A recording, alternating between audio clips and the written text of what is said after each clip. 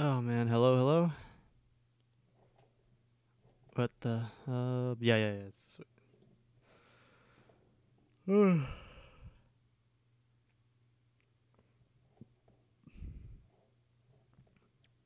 Let's see here. Well, gotta uh. Oh, the camera's on. The camera's on the whole time, huh? I didn't even know. Hello. Fucking goddamn fucking Phil, man. Like, why? Why do you gotta do this? Uh, Let me smash. It's fucking great. Hype. Hey, just letting you all know one of my.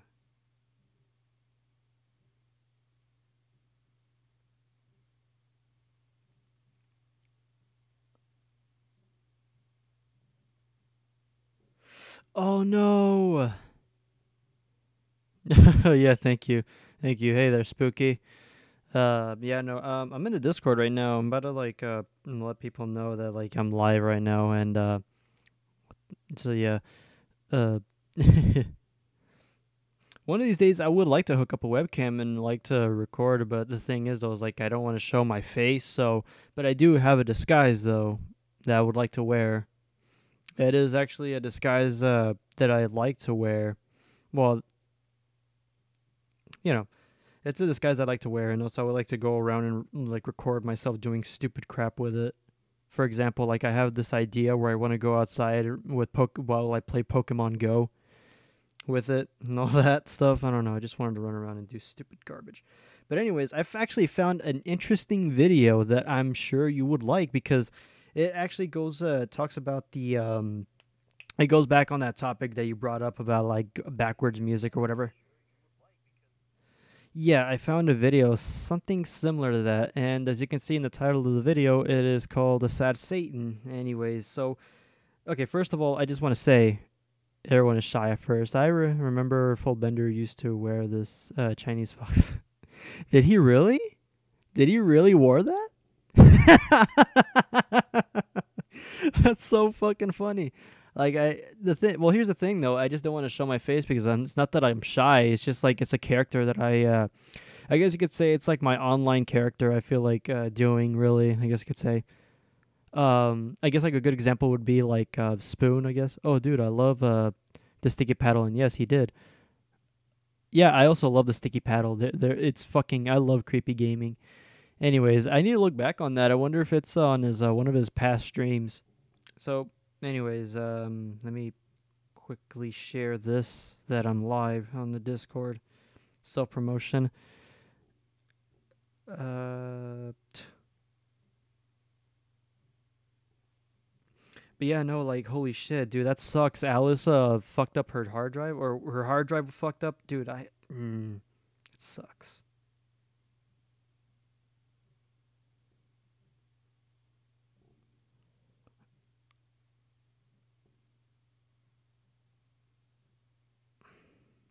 Yeah. Hope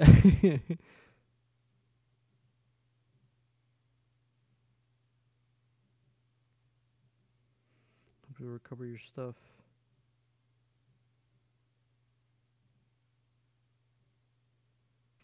Alive. That was so weird. Anyways, so yeah, I'm just gonna post it in self promotion. I was gonna post it in general. Uh,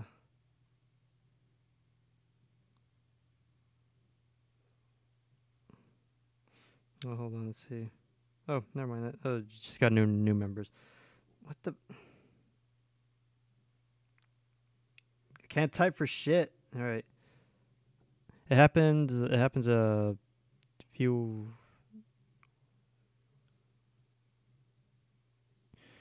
Uh, mm, what's it called? It happens a few. One of my fans in my tower years ago trying to play Steam games. Hmm. I know that your keyboard is messed up, but like I'm having a hard time also reading like what you type.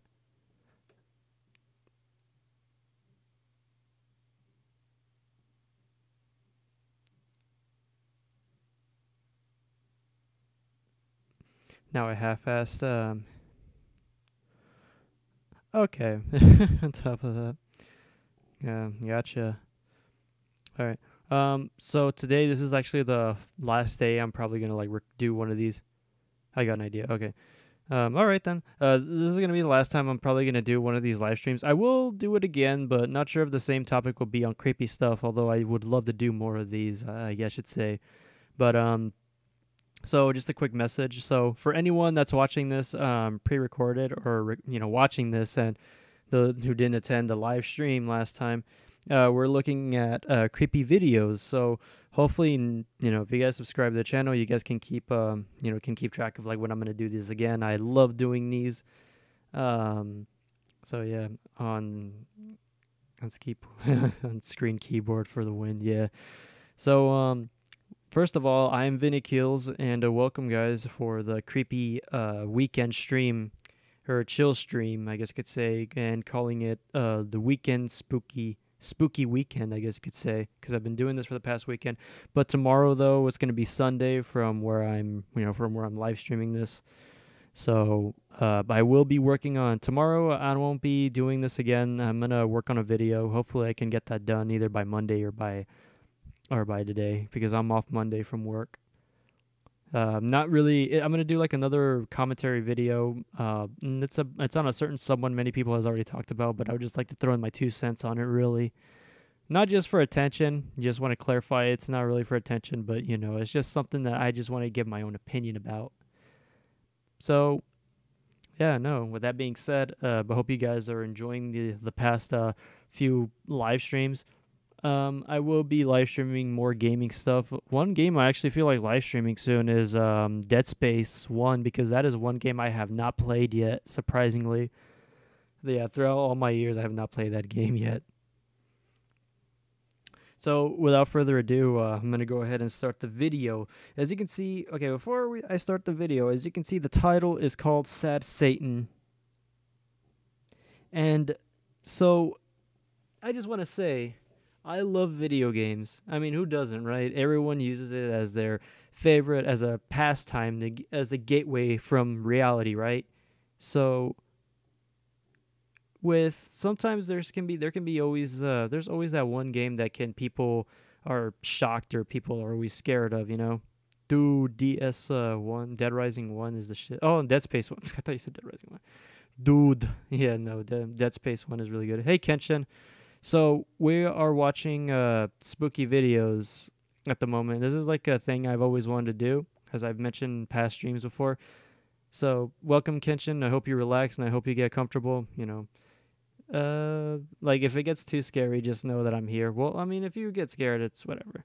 I'm pretty sure it shouldn't be that scary. But like I said, back to what I said, everyone plays video games as a gateway or a getaway from reality, right?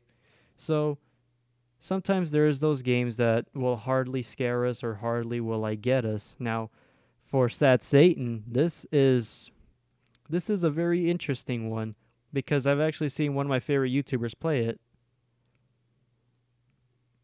Also, Ken, I can't. Oh, shit, fuck.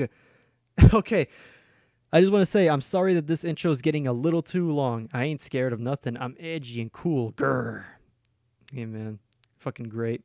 But anyways, dude, I just realized something. Like, now that Alice fucked up, or her hard drives are fucked up, that means like the video that you and her were planning on doing is gone now. Isn't that right? Fuck. I was really hoping to see that. Oh my god, no. Fuck, man. I really hope Alice gets her. I really hope she recovers her stuff, man, because dude, I was looking forward to that. But yeah, just as a way, I don't know, big pain. It is, man. It's a shitty thing. Oh man. But I hope she recovers her stuff, and I hope she gets everything back on track. But anyways, without further ado, we're just gonna get into this video.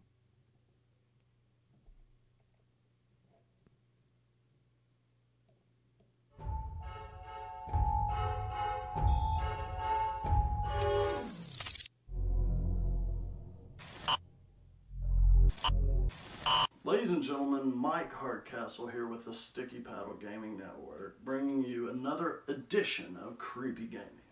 Now, we like to have a lot of fun here on the show. We like to goof Just so you know, I'm around still and here. just cut up, be stupid and obnoxious. That's what I'm best at, after all. But today's game, I Oh, sweet, dude. That means that we're able to play Street can't Fighter take this now? one too lightly. Well, so this was... I just keep finding a hard way to approach this episode. I've been wanting to do it for Nice a one. long time, but I thought it kind of just oh my almost God, went too Octagon far. Gate. Nice. But I think now is the appropriate that's time nice. to do it. The craze has kind of died off. This was real big a year or two ago, so it's kind of died off now. The curiosity is not as intriguing as it once was. And if anything, I hope you're watching this video so you don't go seek out this game for yourself. Today, on Creepy Gaming, we are covering Sad Satan.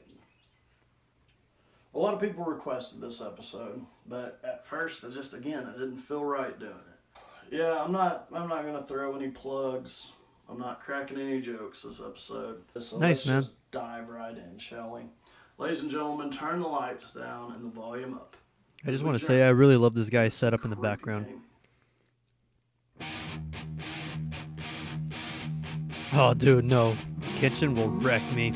I will not last like in a second in Street Fighter. Third Strike? Well, actually, it's like I need to learn how to play Street Fighter first, man. But I don't see why not. I can pick up that Sad game. Satan was an indie horror game that surfaced in 2015. You play as an unknown figure in this strange black and white world. You walk through these bizarre, narrow corridors while occasionally running across these disturbing children. The sound design is absolutely horrifying. It is even said to leave players disoriented, very similar to Pokemon's Lavender Town syndrome. Sad Satan is a deep web game. If you're unfamiliar with the deep web or dark web, I then need to check pick out my up buddy a Mudahar's 30th channel, anniversary. Some Ordinary Gamers, if you haven't already. It'd probably be the safest way to satisfy your curiosity. That's another reason. But yeah, why I I'm will making soon this though. video. So yeah, I'll let you know when I I get didn't it. want to cover it at first because I felt like it would just make people want to seek this game out more. But now, 2 years later, I feel like the buzz surrounding the game has finally died down a little. Plus, I'm hoping if anyone is wanting to seek out this game that they find all the information they need right here in this safe edition of Creepy Gaming. The gameplay, or lack thereof, is meant to be an uncomfortable, disorienting, unsettling experience. As I mentioned, the monochromatic visuals alone could cause such an effect, but the sound design will leave you unnerved. At first, you'll just hear the sound of your character's footsteps, but as you progress through the maze of corridors, you will begin to hear some strange audio clips. Voices are heard, screams ring out, music clips play backwards. It's terrifying. It is even said that the screams were from actual victims. I'll delve deeper into the audio in a bit, but first let me finish Good at talking Q. about the gameplay. Was that a character? While navigating the maze, images would suddenly pop up. At first, they seem random, like this picture of former Prime Minister Margaret Thatcher. After playing, some gamers claim that's pretty Sad cool. Satan would make their PCs sluggish or even render them unresponsive. Now, for those of you who are unfamiliar with this game, you're probably thinking it just sounds like some stereotypical gaming creepypasta.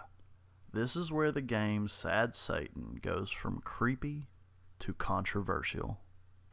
It is widely believed that Sad Satan is a game about child abuse, pedophilia, and murder. All actions that I do not condone, and personally speaking, find it rather sickening.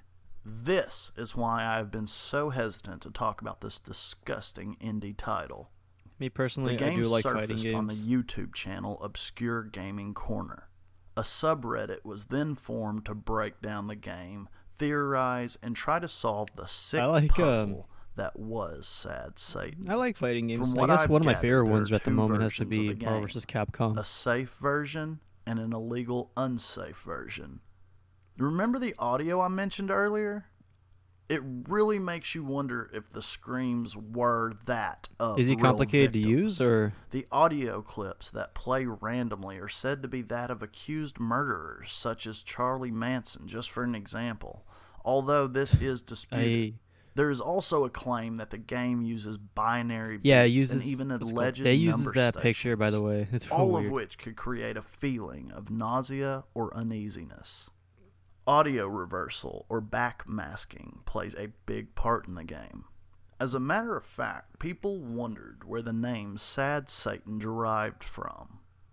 One theory is that it comes from Led Zeppelin's song Stairway to Heaven. The legend goes that if you play the song backwards, you'll supposedly hear a satanic message.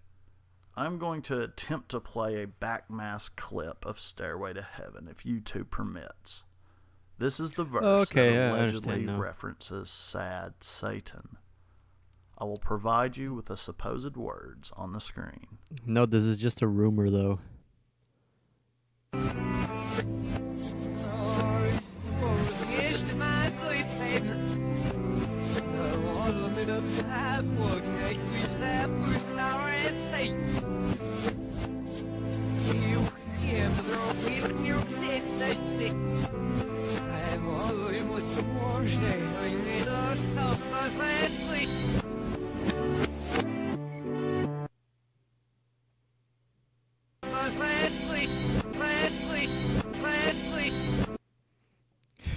Jeez.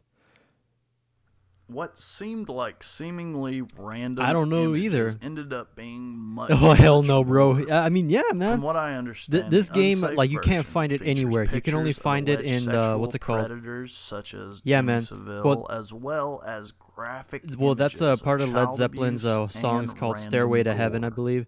It was almost like a video game. But this game is version called of a Sad snuff Satan, film. which you can find nowhere but just in the What deep web. was its purpose? But and it who is not. created It's not a good such idea to download it disturbing because game? it has. Sad Satan. This is a bad game for you to download because I believe it has a virus. I forgot what the virus was about. I think it was a Trojan virus. I could be wrong though. I don't know. But this game is fucked up. Like, there's like 2 versions. A new Steam game. Hell no. If this was on Steam, hell no, man. Well, I would like to play. Well, I wouldn't mind playing this, but like, I would be very fucking careful though. Cause what's it called? Cause the songs in this game, the song in this game though, it actually made one of my favorite YouTubers sick. Like, I saw him play it. Like, he was coughing uncontrollably, and he was saying, like, I'm done. I can't play this anymore. Like, he even slowly, he was kind of sort of, like, getting tired of playing the game. He was getting sick. It was just crazy seeing him like that. Has anyone even... I have not been in the deep web, but if I would like to do, like, a deep web browsing video. I would love to do a deep web browsing kind of scenario. Almost like Some Ordinary Gamers, which he's the guy that I said he played this game as well and he got sick. Yeah, Sog. Yeah. That's who I'm talking about. I'm talking about Some Ordinary Gamers, dude. I love Mudahar. He's my favorite YouTuber. And is still that of mystery. Some claim that it was all just a mere hoax. Others swear they've seen the unsafe version. Oh, yeah, I don't know what to make of it. There's like 2 versions. The safe version only has like a bit of gore and random pictures that pop up, but the unsafe version has has more intense stuff to show, such as, like, I believe it had like kids being killed, like abused the children, and then there was also child porn, I believe. I don't know. It's just bizarre. Like, this game is just so bizarre, and the way how it's just hidden in the deep web just raises more questions, honestly. At all, because honestly, I've never played the game, nor do I want to. Even if it did end up being some kind of twisted hoax, I still find it sick. Video games are a big part of my life. I find them relaxing and can be a great form of escapism. I like them. I even like creepy games. Yeah, it has that stuff. Obviously. But this goes too far for me. Video games are supposed to be fun, even the scary ones. Sad Satan is a gross demonstration of human capabilities. Sadly, because of the buzz surrounding the controversy of the game, Sad Satan goes into the deepest, darkest corner of creepy gaming history.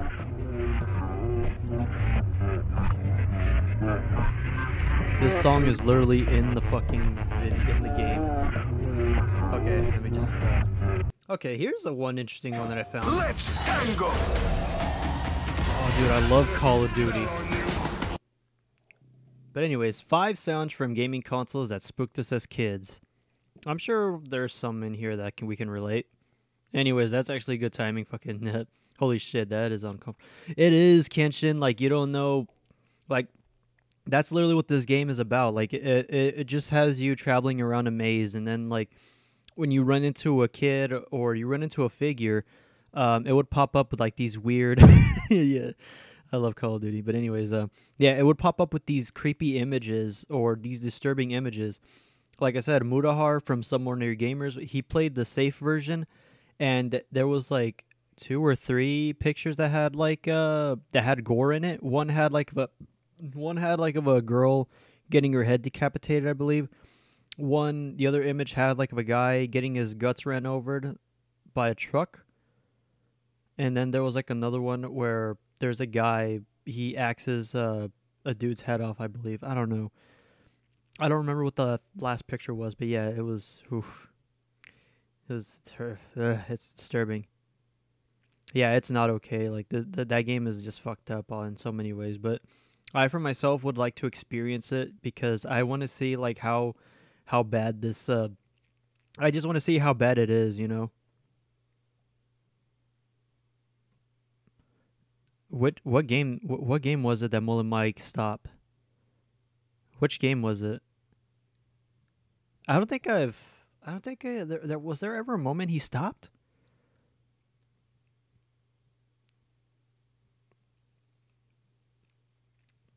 But yeah, Kenshin, like I said, the game came from the, I don't think you do, my friend. I think you should stay safe. True, but sometimes I just like to. Oh yeah, the VR shooter. Yeah, I heard. Yeah, did he really? Oh yeah. He said that scared him too much. Then it was too much for him to handle.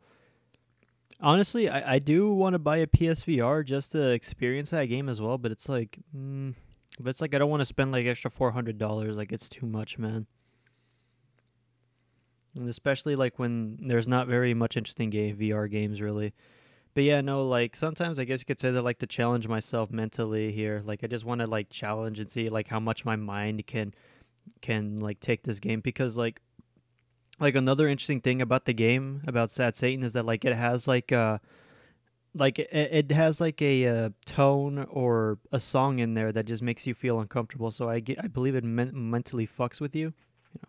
I would love to get the PSVR. Hey, hold on, give me a sec. Give me a sec.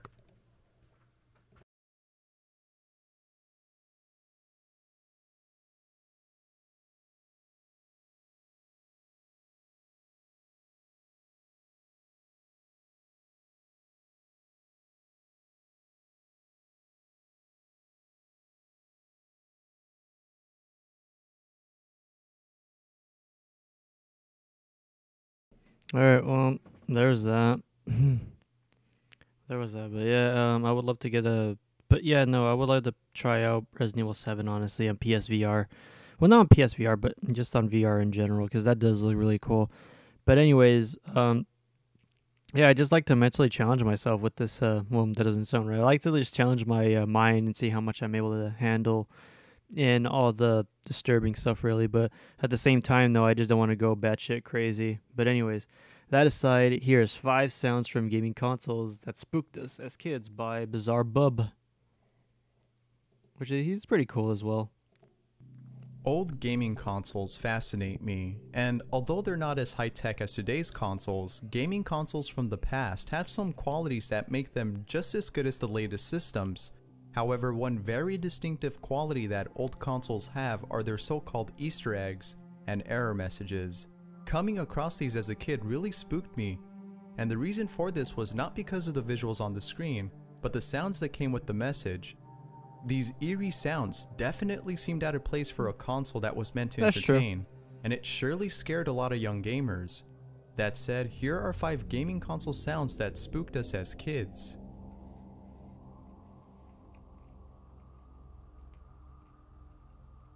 Sega CD warning. Now this first sound doesn't come from a console, but rather a game disc with a warning. And the sound that plays in this message is just as creepy as the following sounds on this list, which is why I felt this needed to be here. This message would play after inserting a Sega CD disc into a CD player instead of the Sega CD console.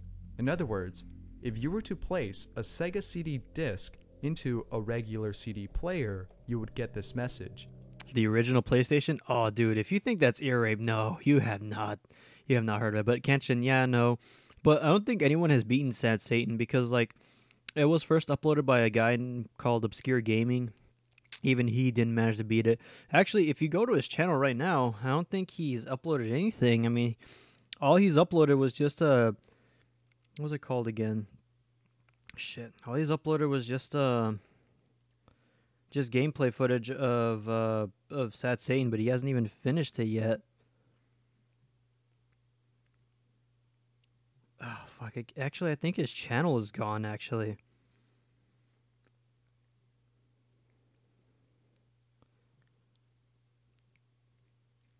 Yeah, his channel might be gone because I can't find it anywhere. Oh, well, it doesn't matter. But anyways, you have not seen anything unless you hear this. Here, listen. Warning, this disc is for use with the Sega CD system only. This disc contains CD-ROM data and is not for audio use.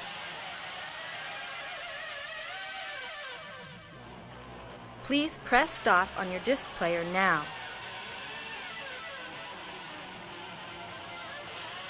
This disc contains CD-ROM data that may damage your audio system. Please stop playing this disc immediately. According to others who've tried this, leaving a Sega CD disc in the CD player would damage the speakers due to the loud, high-pitched guitar riffs that played. Now, I don't understand why Sega inserted those sounds when the woman who spoke sufficed. Warning us with words instead of with nightmare-inducing sounds would have been enough to make us eject the CD, and it would also have saved us from hearing those eerie sounds. Oh, dude, for sure. Like when I first heard that, when I first heard the CD, the Sega CD mix those sounds, I thought for a second that was a ghost. Fearful harmony. Unlike the sound I just talked about, this next one comes from a console, the PS1. The PS1 startup screen has always given me chills.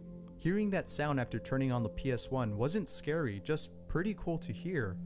However, there is a sound on the... I just want to say, like, I grew up with Nintendo games, but I did love hearing the PS1 intro, but for some reason, though, like, you know how, like, when you hear... You know how, like, it just shows a black screen? Like, after, like, that little startup little intro? Yeah, at first when I was like a little kid, I don't know why, but I would get goosebumps and I would just assume that a jump scare would have popped up out of nowhere, but... That was just me. That was just like my wild imagination. The PS1 that frightens me to this day, and it can be heard if you inserted a disc that the PS1 cannot read, such as a pirated game or a damaged disc. Upon inserting an unreadable disc, the PS1 would start up as usual, but after a few seconds, you would then hear a loud and startling sound and arrive at a screen similar to the startup screen. Then after waiting for a few it's seconds, like a bootlegged the sound known freaking as startup Fearful screen. Harmony would begin to play. Here's the sound.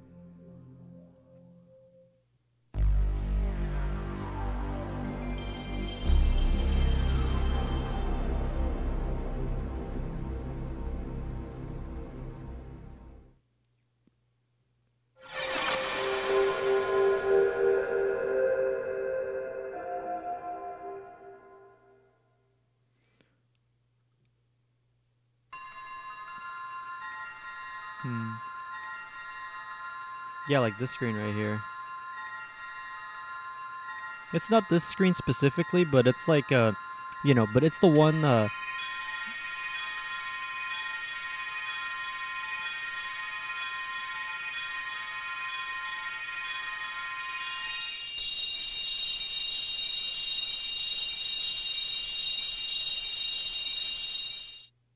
Now what makes this frightening is the slow increase of this sound as you wait. It's almost as if PlayStation inserted this just to creep us out enough to never buy pirated games.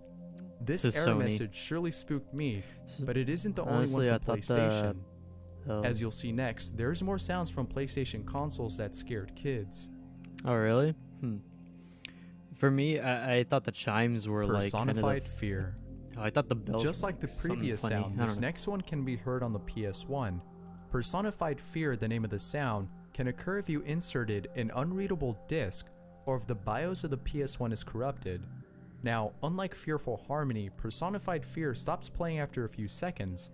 However, that's just enough time to make you feel uneasy. Here, have a listen.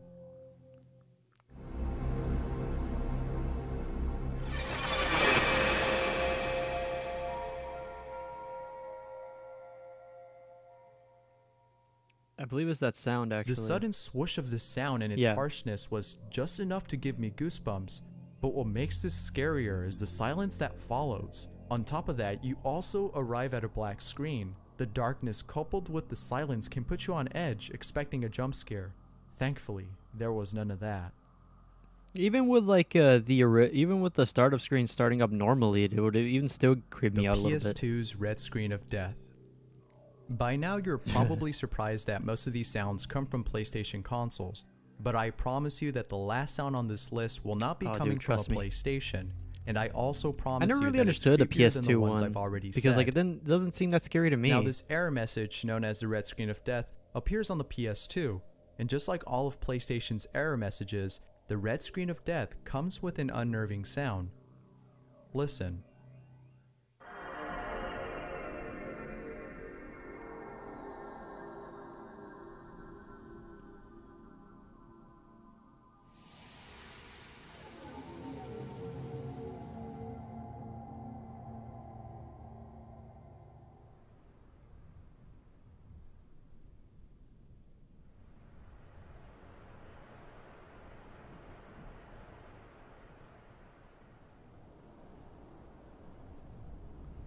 To me, it just sounds like waves. You know, just like air. You can get this message by inserting an unreadable disc, such as an Xbox or PC game. Seeing the screen turn red as dark ambient music played is probably what made this creepy. Yeah, basically. Now, before I move on to the next sound on this list, I just want to add that PlayStation has made other creepy things like their commercials, and because of that, it makes me wonder if PlayStation deliberately made these error messages frightening. Who knows? Oh yeah, no, actually, there's a reason as to why PlayStation has weird, what is it called? They have weird commercials because like the guy who directed them, he said that like he wanted to make the commercials creepy or disturbing because he wanted to make the PlayStation feel like it is literally out of this world or it is like from another dimension, something like that. That's basically why the commercials for the past PSP games are a bit out of the ordinary, I guess you could say. But yeah, anyways, moving on.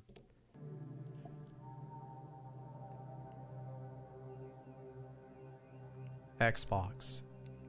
If you've ever owned the first Xbox, then you've most likely heard one of its creepy sounds. I was not aware of this until recently. recently. Consoles on this list, Xbox has a few hidden sounds, all of which are downright creepy. Now, most of these sounds play in the background as you wait on the console's dashboard, but there are some sounds that are well hidden within the system. These deeply hidden sounds were discovered after someone had extracted the audio files from the Xbox's hard drive. And to no surprise, these sounds are quite unsettling. Here's some of the sounds that were found.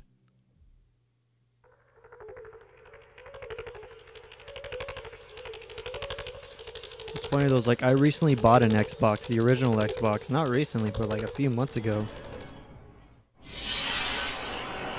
And yes, these sounds are in the Xbox's dashboard. So when you are in the dashboard, you hear these sounds. But they randomly play though. Oh no, it gets disturbing after this, trust me.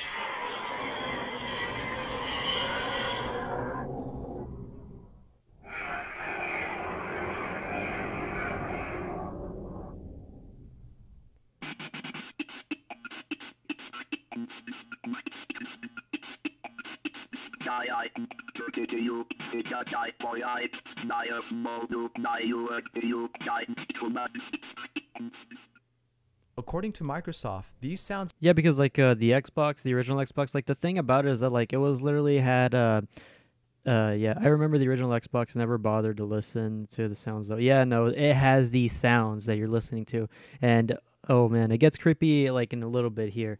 Here, let me just backwards just go. Okay, this is actually good, just so you can hear it completely.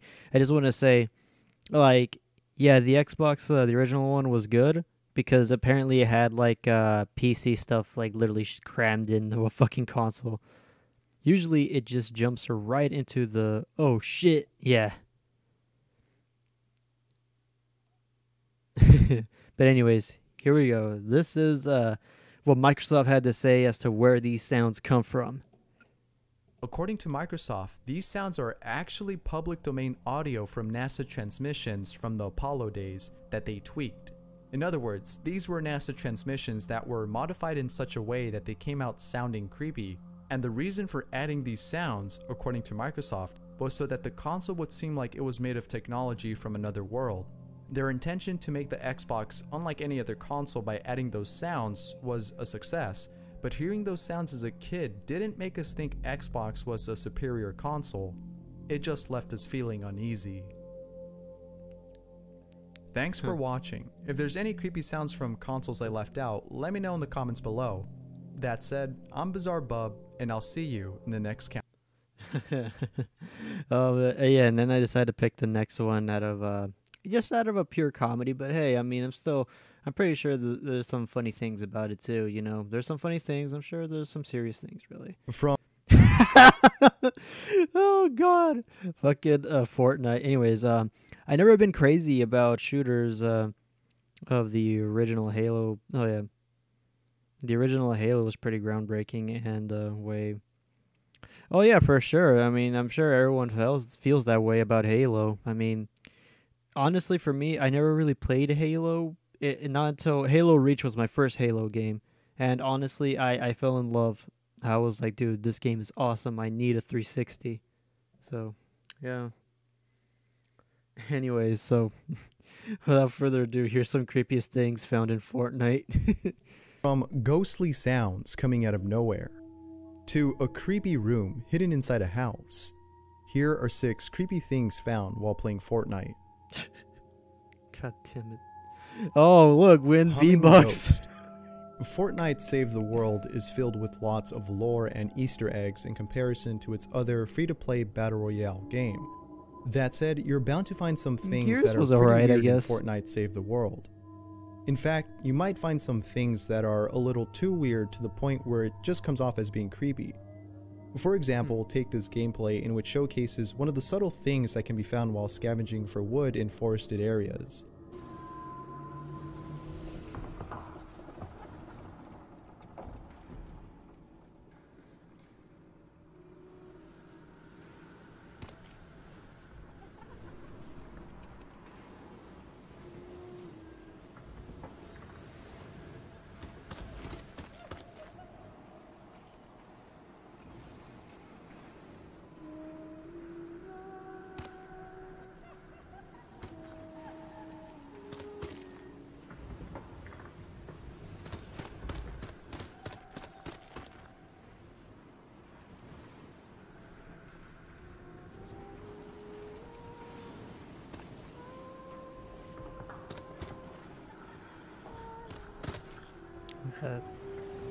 Yeah, you hear like humming. That's weird. There's no doubt that hearing this as you play by yourself is pretty creepy. This adds to the already somewhat creepy Unless you're ambience wearing of the game headphones. with its abandoned locations and zombies that spawn out of nowhere. Now, some people have said that this may be an homage to Fortnite's original concept, which was supposed to be a horror game but later took a different direction and became something more cartoonish and lighthearted. Now, I want to say what I'm just gonna say. I don't care for Fortnite art style. I understand that. Well, okay. First of all, I just want to say that like I did not know that it was. Well, I know that it's been in development for a long time. I know it was been in development for a long time. I didn't know that it was originally going to be a survival horror. Like, Like, yeah, I didn't think that it was gonna like take it as this direction. Honestly, I mean, look at this thing. Honestly, I find this concept very interesting. I wish I could see more of it. To be, honest with you, I wish they would have like gone with this style, and I wish they would have made that cartoonish style as like some sort of a spin-off. That would be interesting. A horror game, but later took a different direction and became something more cartoonish and lighthearted.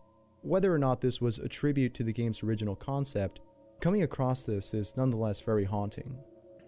Oh, okay. So he doesn't know if that was the original concept. Well, like if it was the Slender original Man. concept, then it would have been interesting. By now, almost everyone knows who Slender Man is. Slender Man's popularity is demonstrated by the countless references made to this creepypasta Fucking in both MLP. films and video games such as Fortnite. Oh yeah, there he is in the corner. If you drop in Wailing Woods and head over to a shack that's inside a maze, you'll find a poster inside.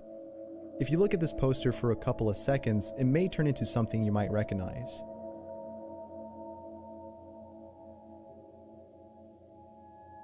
I mean, the whole concept of zombies is still like a bit overdone. So if they would have added like monsters, then that would have been much more However, that's interesting. only part of this Easter egg. If you wait until the storm comes and head towards the forest, you might come across Slender Man himself. Whoever was recording this freaked out. Look, like you see him for a split second. There he is, right there. Like a little to the right, you see him like disappear. But yeah, no, like I'd get into it. There've only really. been a few instances of people getting this Easter egg, so you might not get it the first time you try. Now, some people think that this Easter egg isn't true. Okay, so However, for some no one has people, come that out makes to sense. prove that it's fake. So if you're feeling a bit skeptical about this, perhaps you should try this yourself. However, take caution. No one has been able to document what happens upon meeting Slender Man. I think My he's guess just is that like- your player dies. I don't think Who knows so. what happens, and I who highly knows if doubt it's that. true. Hopefully Epic Games can come out to confirm this creepy Easter egg. Yeah, like A mysterious meeting. bears. That's true. If you head over north out of Wailing Woods and northeast of Tomato Town, you'll stumble upon something Just pretty something weird. that's like out of the ordinary, really. Oh yeah, I don't find this one very creepy. I don't find it creepy at all. I mean, it's just chairs, a scarecrow, and a bear. I mean, it's nothing really. That's weird as hell. I'd find it weird, What but I the wouldn't find it hell? creepy though. What the hell is that about? As with most Easter eggs found Look, in man, someone was Fortnite, having a coming tea across party. this is kind of creepy and leaves you questioning the meaning behind it. What's with the circle of chairs? And why is there a bear and a scarecrow? Unfortunately, these questions having a haven't party. been answered by Epic Games. Yet some have theorized the meaning behind these bears. Apparently, destroying them all can unlock the Zapatron, which was a gun in Battle Royale that had to be removed because it was just way too powerful. I And was it's never believed that aware it's of still this in the thing. game, just hidden. Of course, this is just a theory. There I has was yet not to be aware of evidence that of what weapon's happens once all existence, bears are honestly. destroyed. Now, this could also be a reference to Save the World, in which has a quest where you have to destroy a certain amount of teddy bears. The developers Basically. of this game have yet to explain some of these Easter eggs, most of which have not been found, according to Fortnite's lead Oh designer no, Eric unloaded Williamson. textures and models are. Hopefully we'll get some models, so explanation spoopy. soon Yeah. to some of these creepy Easter eggs. Yeah, man, that's Hidden the basement. that's As every you scavenge for that's every resources PC and save gamer's the world, nightmare. You might find an innocent-looking house. Upon entering this place, you might think that it's just like every other house in this neighborhood. Ew, 30 frames per However, second. as you make your way down to the basement, you'll start to realize that there's something odd about this place. Once you're in the basement and you've destroyed the fridge blocking the entrance to a hidden room, you'll find what appears to be a torture chamber, or what seems like a mortician's lab. But the basement isn't the only thing that's creepy about this house. It's also what's outside of it. If you go upstairs and head towards the yard, you'll find some freshly made, unmarked graves.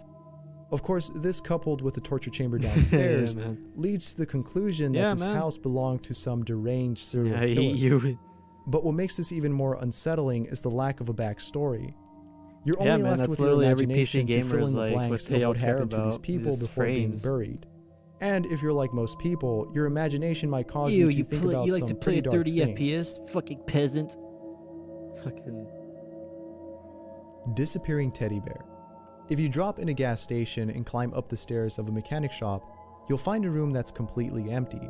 But You know what's you'll funny find is that this there's may more to sound- the room if you tear down one of its walls. I have gone to that And as I location was multiple smashing through times, all the walls, there is a car, and never in my life when have I ever looked seen inside this the happen to car, me. There is a stuffed teddy bear, and after I look at it for a few seconds, it disappears. And this is really creepy. Now, this is something I've seen in a few other This video is games. really Call of creepy. Duty is renowned for its multiplayer maps having these secret hidden teddy bears, but I've never seen this happen in Fortnite before, where there's been a teddy bear and it's just disappeared out of nowhere. Oh no, and a little underneath that textured, car- cartoonish The teddy fact bear that this bear disappeared, that's so disappears is kind of spooky. creepy. Now, this might be a glitch that occurred only to this person, yet there's videos of people capturing the same thing. That has So never happened if this to me, is something honestly. that commonly happens, What then this do? must have been added to the A game. teddy bear like And if disappears, so, what do? what's the meaning behind it? The other bears in this game most likely serve as a reference to save the world, I think either since shooting them emits a purple if the gas. bear is still Yet this located one doesn't somewhere seem in the to have any house, purpose. burn the house. Now, this could be alluding to the fact that Fortnite is haunted. There have been theories floating around the internet that Fortnite is haunted by those that were wiped out by the storm. And this Easter egg seems like a nod to those theories. However, the meaning behind it is still a mystery. This game is rated T, right? Ghost. There seems to be more evidence supporting the theory that Fortnite is haunted. After landing in Oh Pleasant yeah, no, I Park, do too. I do Chemtrails like the teddy bears and 1993 Nazi zombies as captured well this because they chilling were clip. like a little creepy. Like if you weren't looking, their head would would like what's it called? They would stay up and then they would look to their right, if I'm not mistaken, or to their left. Okay, this one I do find a bit disturbing because like, you know, if I'm just sitting here and I'm just playing this game normally and then all of a sudden I see this.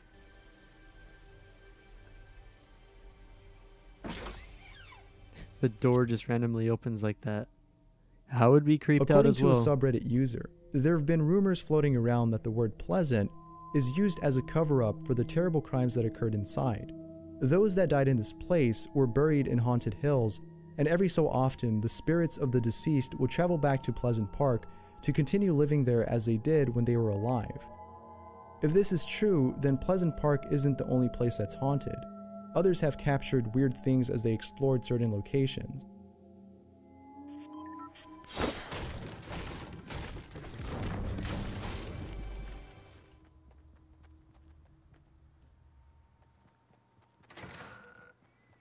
Yeah, Fortnite is rated T. Doesn't make any fucking sense. If anything, this game is like fucking rated E10 because of all the little kids that still fucking play it. Even though I play it, but you know, it just seems like it's just it just feels like it's a rated E10 game, honestly.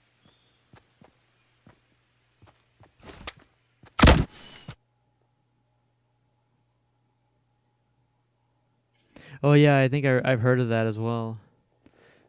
Yeah, I heard of that. What's it called? That ghost. What's it called? Like in Fable, like all the like the empty houses and the lights suddenly go off without any warning. Yeah, I think I remember. I think I remember I saw that somewhere in Fable. Yeah. Eine brauche, aber eigentlich ist der Loot Ja, immer ich ziemlich brauche gut. eine. Theoretisch. das war- Hinter dir. Ich. Hi. Oh, it's in Fable too. Hopefully more people will find anomalies in the game to support this theory. And what's it called? For In now, we'll just have to Skyrim. speculate. If you go inside this one mansion, Thanks for watching. there's like If you mannequins found or anything whatever. weird while playing Fortnite, let When me you're know not in the comments looking, below. yeah, That's like it. if you I'm have your Bizarro, back turned, and I'll see you in the next one. like if you have your back turned or something like that, From- shit, I didn't fucking mean to do that. If you have your back turned away, they get closer to you, which is kind of disturbing. But yeah, no. Anyways, so yeah, 6 stories that caught something chilling. Oh, 6 If stories that you've caught something ever chilling. worked at By Bizarre Bub. a store during a late night shift, then you know how creepy it can get when no one else is around. You get this uncanny feeling that there's someone else inside, but you know no one's there. You might think that it's nothing, but surveillance footage might prove otherwise, as it has for these stores. That said, here are 6 stores that caught something strange on camera. Happy Wheels, amazing. Walking ghost. Just imagine being the owner of a store and coming across some footage showing an apparition manifesting itself before the camera. Oh, that would be very Well, disturbing. this is exactly what happened to a store owner in Novocherkassk, Russia. Take a look. Yeah, I don't know why the Happy Wheels ad showed up, but yeah, that's what I saw. A Happy Wheels ad? You gotta be kidding me. Was there a figure there? No, I don't think it was there. I think it's free if I'm not mistaken. Then again, I could be wrong. I'm not sure. Oh.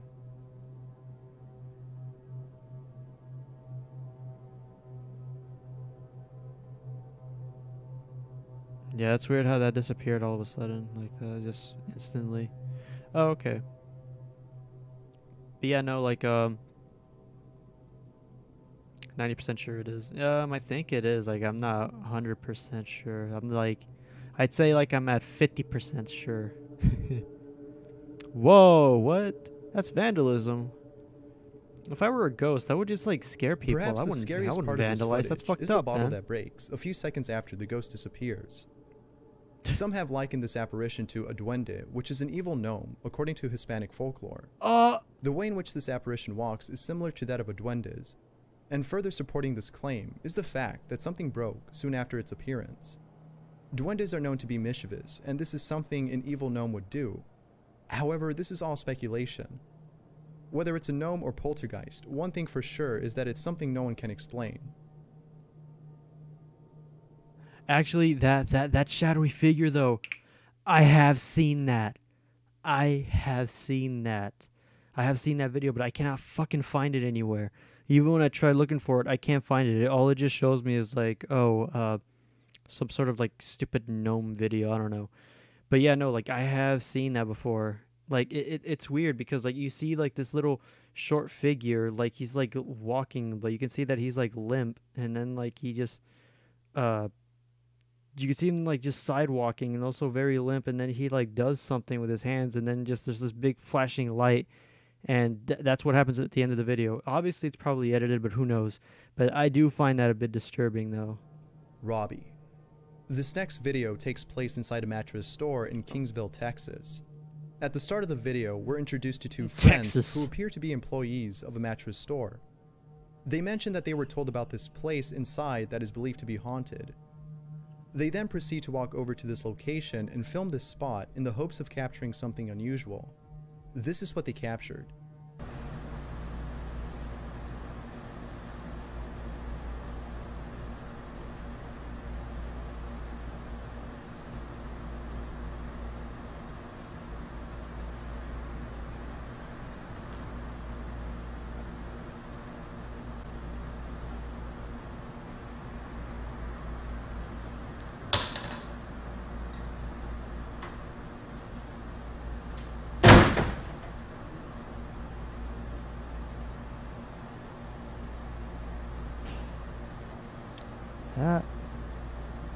Oh, that's weird.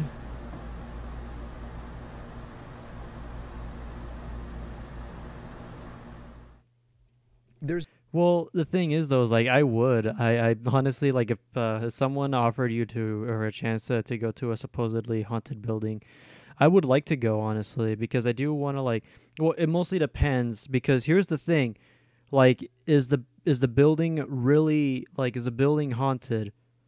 Like, number one, I would ask, is the building haunted? Two, how long has it been abandoned? And three, are there any gang members, any gangs nearby? Because in LA, there are some buildings that are also abandoned. There are some abandoned buildings, but there's sometimes gang-related activities happen in abandoned buildings. You know, like sometimes there could be like a drug deal, because there was a video I remember I saw where there was a guy, he was walking around a what's it called, an empty house, an empty building, and then he found mushrooms, and I believe it was just mushrooms, I'm not sure. And so obviously there was a drug deal going on there. He found a bag that had mushrooms, and then there was like another bag that had food or whatever. So obviously they were doing like they were bartering whoever the fuck was in there. And the guy, he immediately left. And so yeah, I would go unless they give me equipment, like recording equipment. And if people are going there, like if I'm going by myself, like I would like it to at the very least have one person with me. Like I just don't want to go there by myself. At the very least, a minimum of one person with me can go with me. And secondly, like I said, I would ask if there's any gang activities has happened there in the past, because, you know, I don't want to go in there and there's a drug dealer fucking armed to the teeth. He literally shoots me in the head, you know? Next thing you know, I will haunt the place. But yeah, no, that's but yeah, it all depends really, but I would like to go. There's nothing more unsettling than seeing what others have claimed, that is, paranormal activity, on camera. Of course, this has to be taken with a grain of salt. Was this truly that's a another reason ghost why. or a hoax done by the use of strings? It's hard to tell, but the footage is nonetheless chilling. Now, earlier in the video, the two friends mentioned the name Robbie, and the way in which they said this made it seem like this was the name of the ghost that's haunting this place. Could this be someone that employees knew of? Was this the ghost of someone who used to work here? And if so, then why is it haunting this specific spot? Who knows? Perhaps someone who works there knew Robbie and probably knows the reason why. Maybe Robbie died in that specific spot, and that's why he's trying to, like, maybe that's why he's hanging out there. Blockbuster. Oh, dude, I've The seen now this. defunct video store Blockbuster may have closed for various... Dude, that is ancient history, my friend. Holy shit. It is a rarity to find a Blockbuster nowadays, but go on. reasons. One of them could have been the fact that employees were experiencing strange activity while working there. Oh, for sure. Like, I would not go there for free. Like, if people offer, like, if they were going to offer me something in return, like money or something that would benefit me, then yes, I will definitely do it. Well, it depends on what the reward is, really.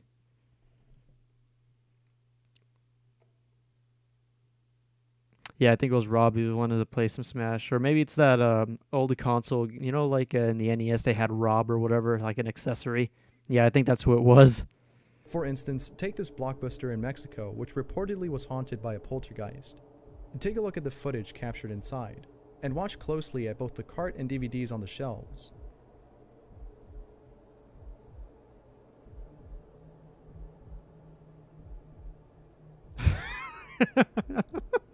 Everyone loves smashing their bro.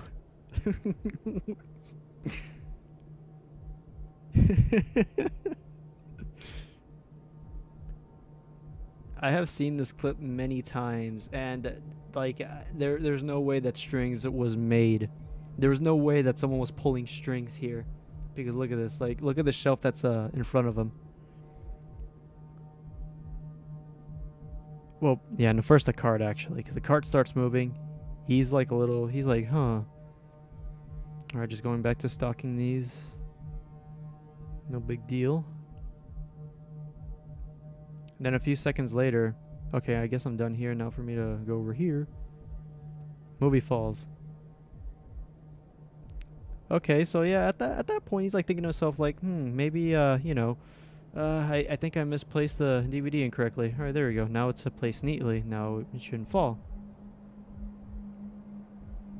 But the DVD falls again. Bro, Smash coming to Xbox and Steam 2020. Like the second, like Donald Trump is off fucking. Oh no, vote for Donald Trump 2020, and I probably guarantee you I'll put Smash Bros on Xbox and Steam 2020. No, fuck that. He's giving it to everyone, on every platform, man. Not only is everyone in the roster, but it is on every platform. Yeah, no, he's like, fuck this, I'm out.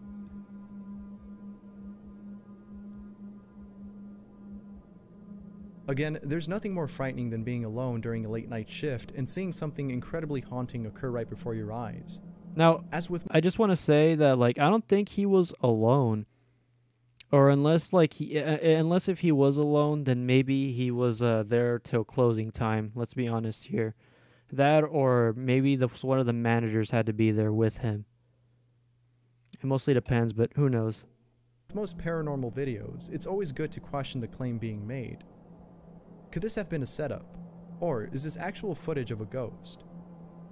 No one has come out to debunk this, so it's really up to you to decide. Let me know what you guys think.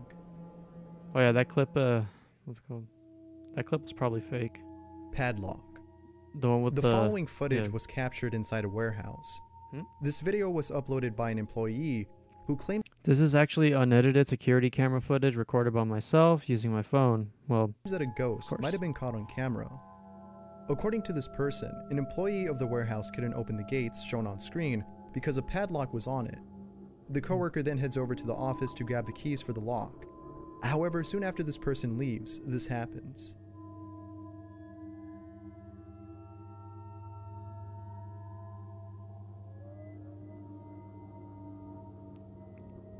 What?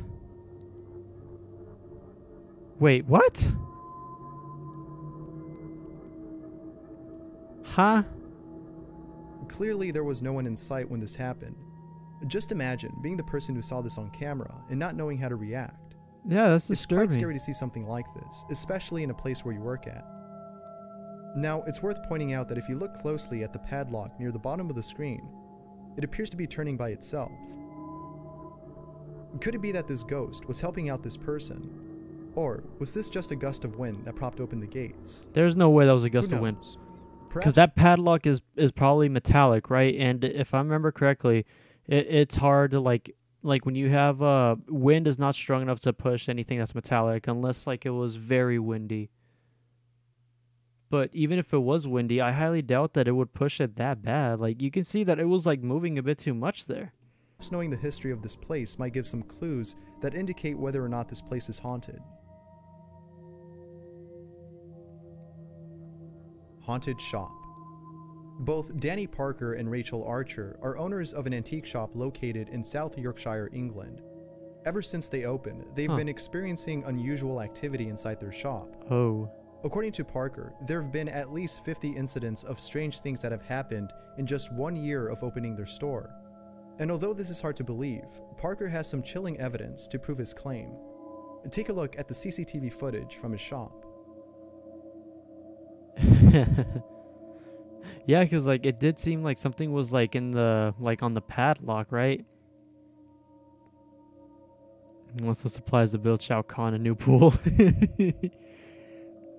Oh man, that or With so much evidence, it's no wonder that a team of ghost hunters reached out to them. After having done their investigation, the team concluded that the shop is haunted by a man who would often visit a cemetery on which the shop was built on. What? If this is so, then perhaps this ghost is upset over the fact that a shop has taken the place he would often visit. It's not certain, but it's a pretty creepy speculation.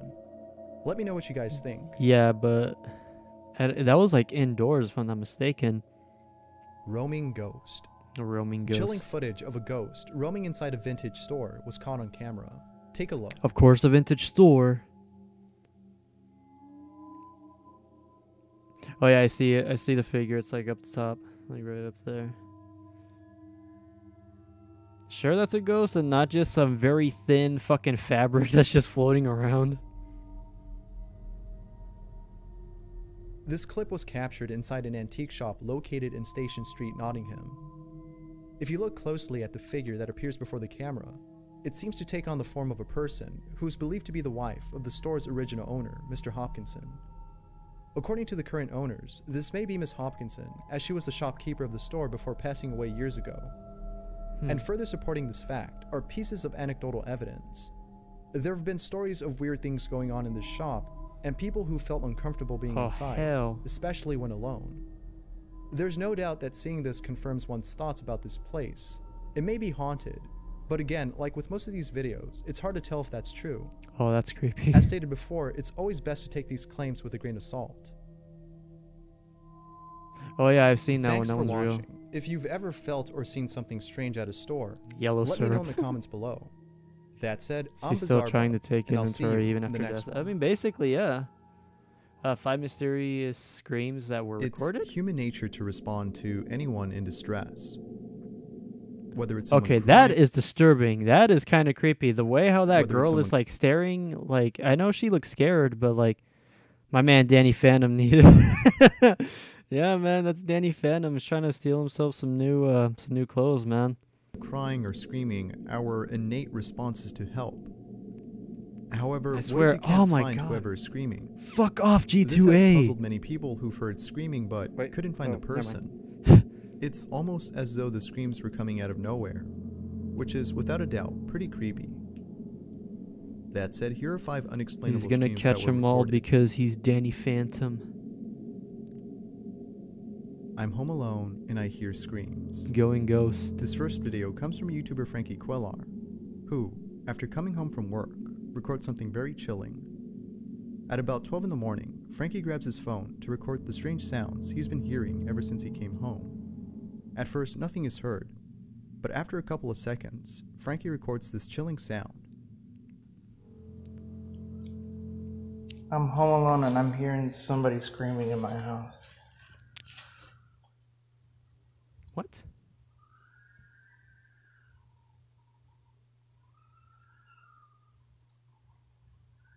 Yo, what the f is that?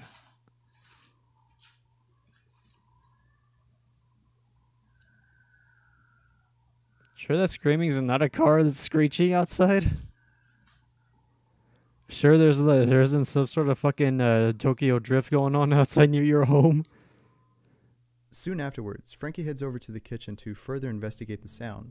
Oh, dude. Unfortunately, he couldn't find the source. However, some people have stated that perhaps it's his neighbors. They may have some kids who were probably screaming at the time of this recording. Yeah, man. Perhaps that's true. However, Frankie states that his neighbors don't have any kids, and that a strict curfew is followed by everyone in the neighborhood. So yeah, like that probably rules out the possibility probably the of his neighbors were neighbors being probably the ones screaming. Yeah. So if it wasn't the people... Yo, man, they're having some rough sex, man. I mean, telling you. That's probably what's going on. Fuck. next door, then who was it? This has left Frankie feeling a bit unsettled, fearing that his home might be haunted. Who knows where those screams were coming from? The scariest EVP. While staying overnight at his sister's place, Travis Cosentino records the most spine-chilling sound. According to Cosentino, his sister always feels uneasy probably whenever Alice using screaming. the bathroom. And now Knowing she's going this, rough on Cosentino her. places a recorder there before going to bed to see if he captures anything unusual, thinking that perhaps what she's experiencing is paranormal. However, little did he know, he would be capturing something very unnerving. Here's what he recorded. Is this the... Okay. Hey everybody, once again I'd just like to give you just a little bit about what you're hearing and what to expect. This was recorded in my sister's bathroom in an apartment complex in Folsom. You don't need to have... What? Yeah, no. I'm also picturing ghosts too getting it on as well. They're fucking... Dude. Whew. They're going like... They're like cranking it up all like fucking off the charts, man. Have your speakers up really loud to hear this. Okay.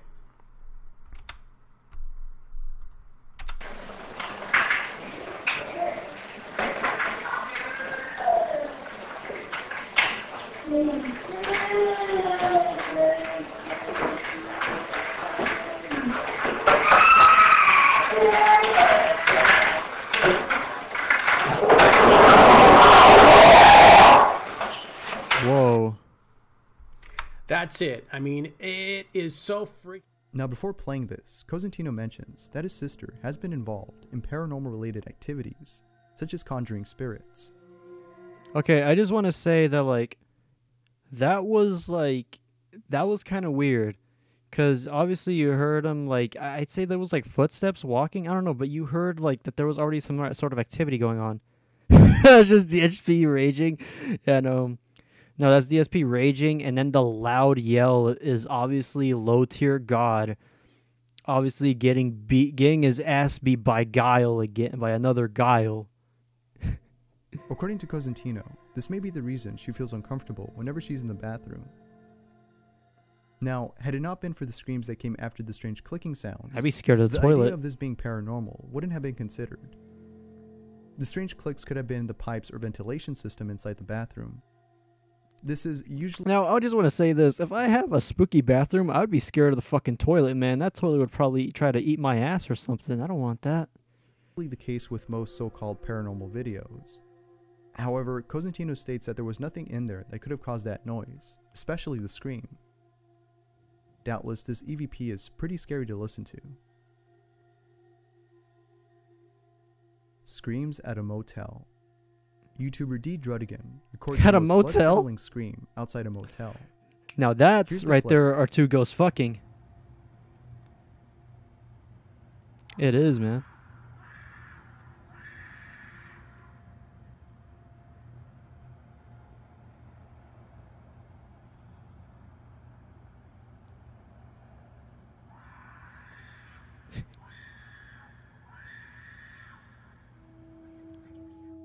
Now, there isn't that much Oh information yeah, I have on this indeed heard video. about that. Based on what was shown on camera, it appears that D. Drudigan was standing outside a motel when all of a sudden someone started What's it called? screaming What's it hysterically. called? That As with most snakes videos go that up to lack enough the. info, the comment section Trying to identify the scream. Any help would be great. Fucking great. I just want to say that yeah, like toilets actually go through the what's it called, through the pipe of the toilets or whatever, and then they just go there. That's how they get there. But anyways, I just want to say at a motel you hear screams. That is definitely Danny Phantom getting it on with someone in there. Let's be honest. provided some possible explanations. Someone commented that perhaps it was a mountain lion, since they're known for screaming at night. However, someone noted that the screams are very similar to a person's than those made by a mountain lion. Obviously. Mountain lions produce screeching sounds, whereas humans don't. Whether it was a person or an animal, the screams are nonetheless very haunting. That was probably me. Perhaps someone was actually in danger, screaming for help. Who knows? That was probably me. I was Hopefully raging it nothing because too I kept dying in serious. Fortnite. Someone accidentally records spine-chilling sounds. This next video comes from Wicked Doggo. Ministries, who, while recording her dogs, recorded something unnerving in the background. At the start of the video, we see two dogs playing with each other. Then, 2 seconds later, we hear this.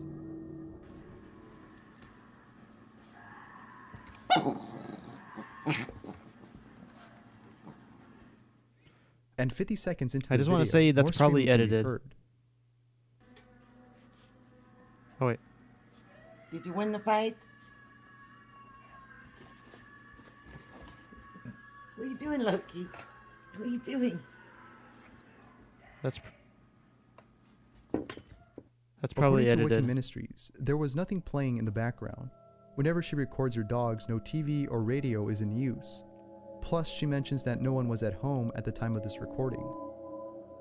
Now, it was only after replaying the video that she noticed this, which no doubt gave her chills as it did to those was who watched edited. the clip. This may explain why her dogs were barking randomly throughout the video.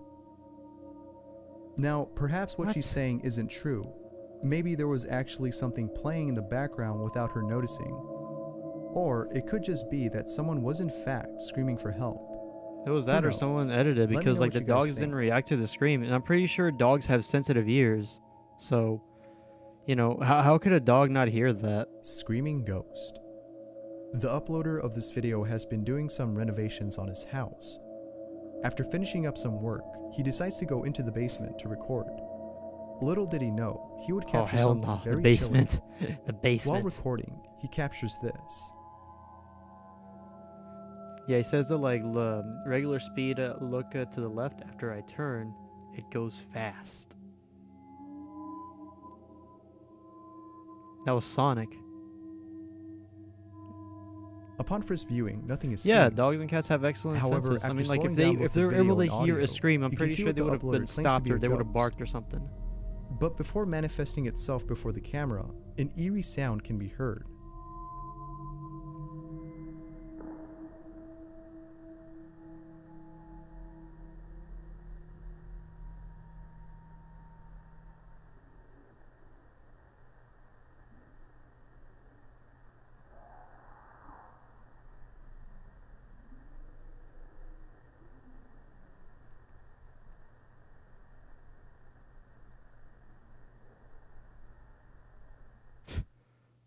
Chili X dogs. Hauntings, the uploader of this video, believes that his home is haunted, and that the ghost inhabiting the place is upset because of the renovations being Yeah, done. man, no Sonic. He was going super fast. He wants Now, to go the see his chili paranormal dogs. is a contested subject.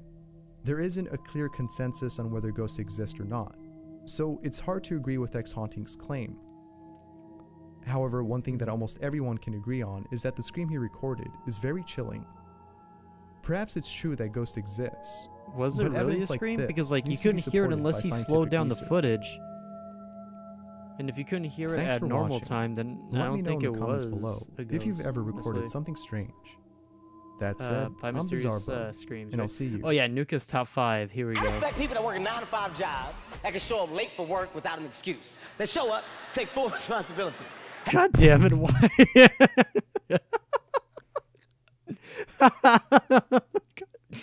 Fucking cats, dude. I swear. All right. Well, this is 5 unsolved mysteries caught on Caught on Camera by CCTV by Nuka's Top 5. Honestly, he's actually pretty fun. He's pretty cool too. So there's that. Kevin, listen 3. Like that was Kevin Hart, right? What, right? I believe so. But anyways, on with the video.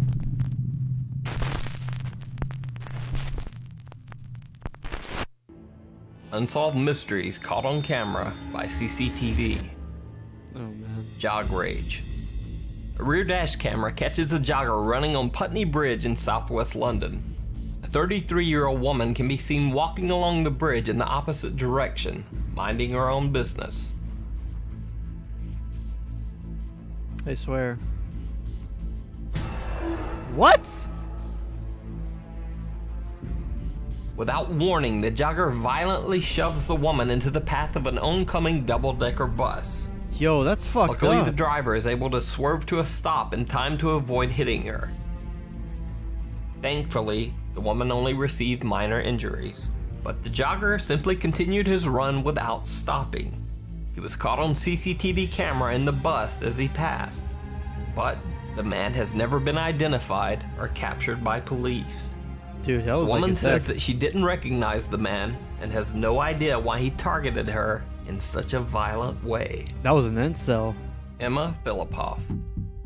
The disappearance of Kevin Emma Hart's pretty Philippoff funny. of British Columbia, Canada has mystified police and independent investigators for years. The case unfolds as a true unsolved mystery caught on camera. On November 20th, 2012, Emma Philippoff was spotted on CCTV at the Victoria Bridge. Think it was a hitman? Nah, I'd say that was an incel. I mean, for someone like him to target like just a random woman out of nowhere like that, because I'm sure if it was a hitman, I'm pretty sure he would have like sniped her or something, or would have like shot her from a long distance, some way where she wouldn't see it coming. But yeah, no. British Columbia YMCA, signing up for a membership. Her behavior was strange, to say the least. Emma exits and re-enters the building 6 times within minutes, each time staring out at the parking lot as if checking for someone who might be following her or lurking around waiting outside for her.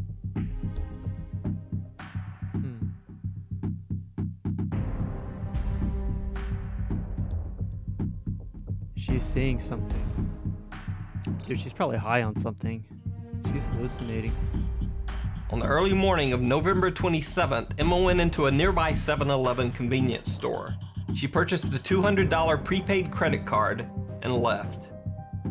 That same night, Emma returned to the convenience store and purchased a prepaid cellular phone, called a burner phone by some because of the ease with which the phone can be used anonymously and then trashed. This was especially odd since Emma had never purchased or owned a phone like this before. Yeah, that's Once weird. again, Emma can be seen on CCTV acting strangely. Before leaving, she continuously peers out the window of the convenience store, as if checking for someone who might be following her or waiting outside. The guy's name is Nuke Norway, something like that. I believe that's what his original channel is called. But yeah, no, but he does like Nuke's Top 5 or something like that.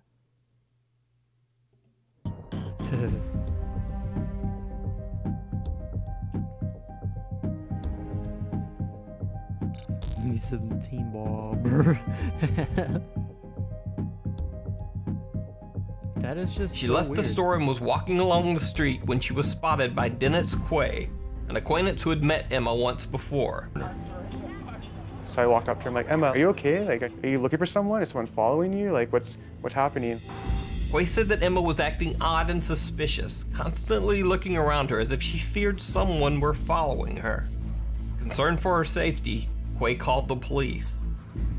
When the police arrived to question Emma, they asked her if she was okay. She said yes.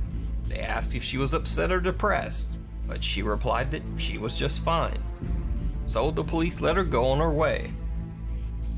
This was the last time Emma Philippoff was ever seen. What? Weeks later, a man was caught on CCTV walking into a Vancouver clothing store. Crumpled up in his hand, he had a missing poster of Emma Philippoff that he had ripped down from a wall. He He was very angry and agitated and told the shopkeeper that Emma was his girlfriend and that she just wanted to be left alone. The man left the clothing store, and the police were never able to find him again for further questioning. Heavy sleeper. Laura Lucas had been out for a night on the town, having dinner and drinks with friends. When she returned home, she fell fast asleep on the couch. Little did she know that she wasn't alone. While Laura was sleeping, a woman broke into her house and began brazenly robbing the place.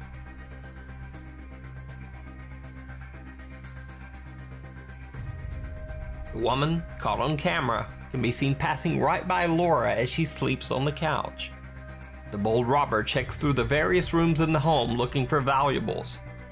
The CCTV camera captures the woman rifling through Laura's bag, stealing cash, jewelry, and an expensive watch as Laura sleeps nearby. Damn, dude. In a somewhat comical end to the video, Laura Lucas's dog happily greets the woman as she approaches the side exit.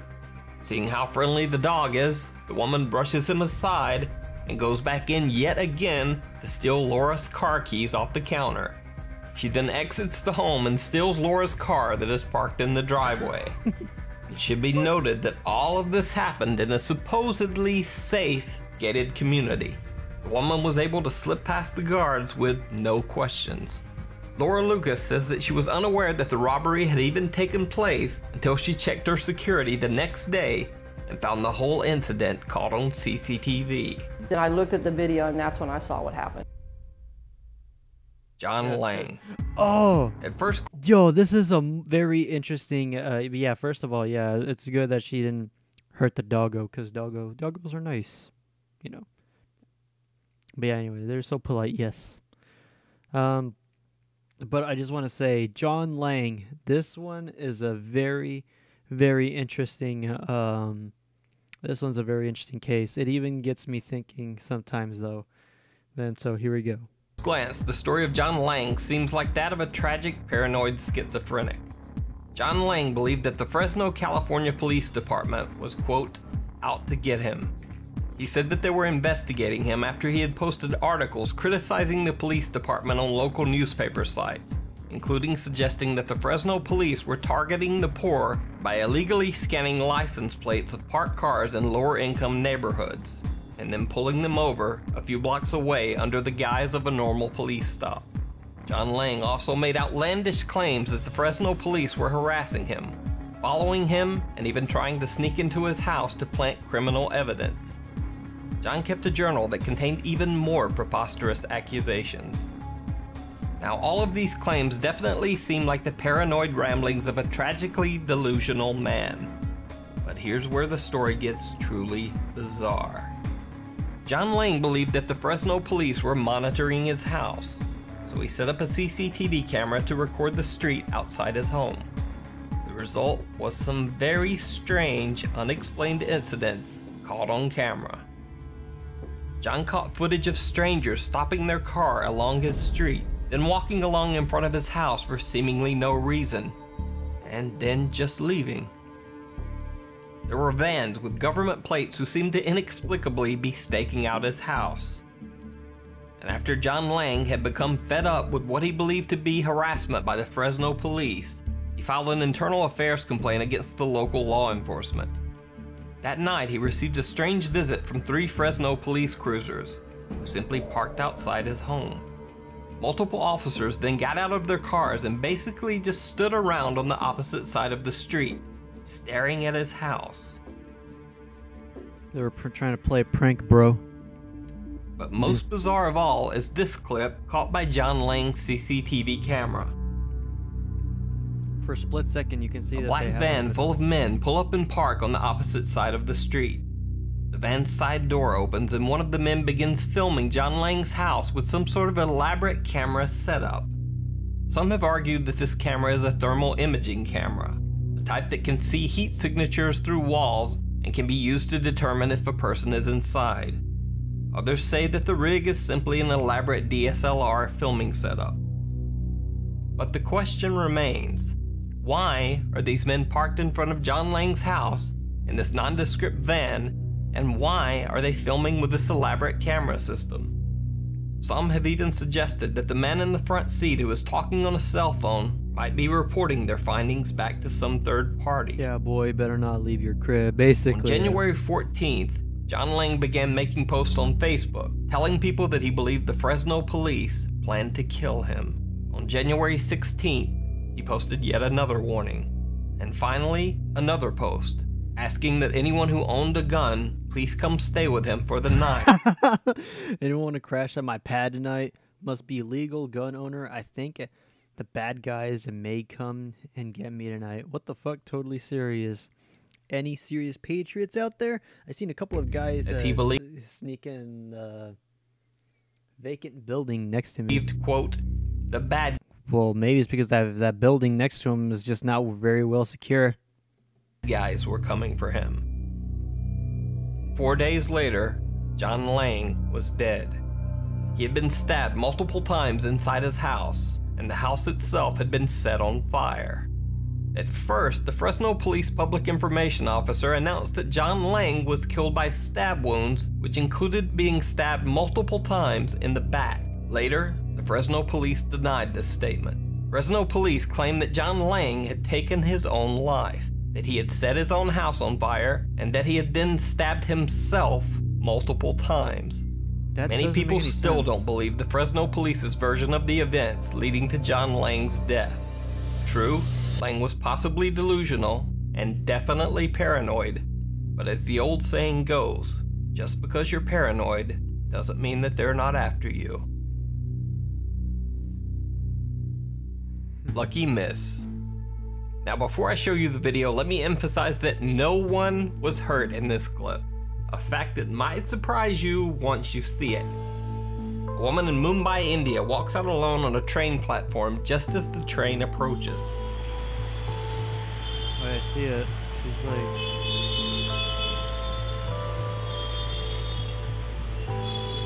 What?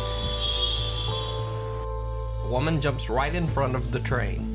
However, when train workers checked the tracks, even moving the train ahead, there was no body, no blood, nothing at all. The story was immediately reported as an unsolved mystery caught on camera. Even worse, in some cases it was reported as, quote, real footage of a disappearing ghost woman by online tabloids and a few other YouTube top list channels that I won't mention. But the real story is actually pretty bizarre on its own. In truth, the original video as broadcast by Indian TV station NDTV showed the woman caught on camera walking through the station before the incident. So, not a ghost at all. And the news report showed a second CCTV camera shot from another angle in front of the train. You can see that the train conductor slams on the brakes just as the woman slides under the train, luckily sliding right between the wheels. Amazingly, the woman snuck out from under the train without anyone noticing and was later caught on camera yet again in the train station, looking perfectly healthy and sneaking away from the scene. The woman has not been identified. I was about to say, either she opened a portal to another dimension. I want to say, fucking thing. I want to say she either opened a portal to another dimension or she found a way to like sneak her way inside the train. All of a sudden, you know. All right. So, and then on to the next video. Back to the sticky paddle. Oh yeah, I heard this movie sucked. Kelly? Kelly! Kelly! Why? So the first one was bad, and yet someone convinced them to make a second one? Why? I don't know. But anyways, let's go. But yeah, no, like one of my favorite YouTubers actually reviewed Unfriended 2, dark web, and I'm not gonna lie, the concept of like adding the dark web to a movie is very interesting. But mixing it with Unfriended, not so interesting. There's an Uncharted movie. Oh no, there isn't, but I hear that they're making one, or that one is in the works, I believe.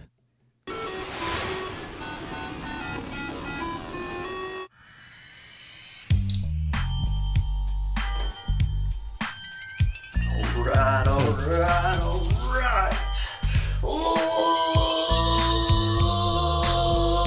wait for it, ladies and gentlemen, boys and girls, children of all ages, freaks and geeks, trolls and derps alike. Welcome, welcome all. I am Mullet Mike with the Sticky Paddle Gaming Network and Yoush, bringing you Creepy Gaming. If you're just joining us, this is the show where we take a look at all kinds of scary video game aspects over the years. Got something special for you today. Today, we will be covering none other than Grand Theft Auto San Andreas. Special sticky shout out to all these fine folks right here, these guys right here, all of these people right here. Thank you so much for your suggestions. Keep them coming and keep them sticking. So let's not drag this out anymore. Without further ado, turn the lights down and the volume up as we journey into some creepy gaming. But if I turn the lights down, how am I supposed to eat?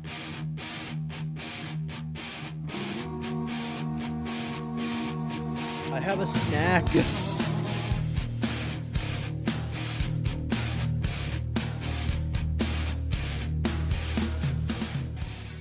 Grand Theft Auto.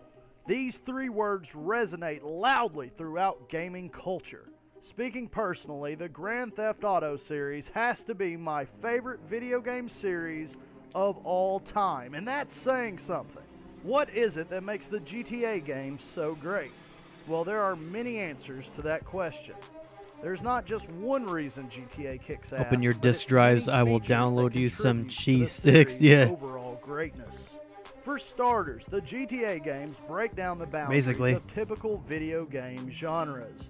It's not just a racing game, it's not just a shooter. The world of Grand Theft Auto falls under the all of the above category. GTA is a third-person shooter, a street racing title, a golf game, bowling game, flying game, boat game, swimming game, blah, blah, blah. I think you get my point.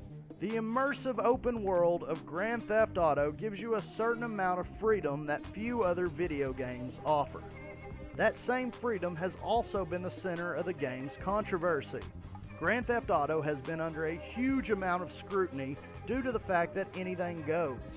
The games have been said to encourage negative behavior, but I say, if anything, that Grand Theft Auto gives players a safe and controlled environment to do what they want. It's better for it to take place in a video game world rather than the real world, am I right? Anyways, don't get me started on that debate. We are here to talk about the creepiness that comes along with Grand Theft Auto. The huge open worlds presented throughout the series leaves a lot of room for creepy Easter eggs. Now, because of the many sequels and overwhelming amount of content, I've decided... Oh yeah, for sure. I have not played... Actually, yeah, I have played the... Grand Theft Auto San Andreas, Grand Theft Auto 4, I played Vice City, and I did not like the helicopter one where you had the fucking drop bombs. It was so stupid. Most interesting theories and scariest locations. Hustlers pay us. Run up in your spot like CJ from San Andreas.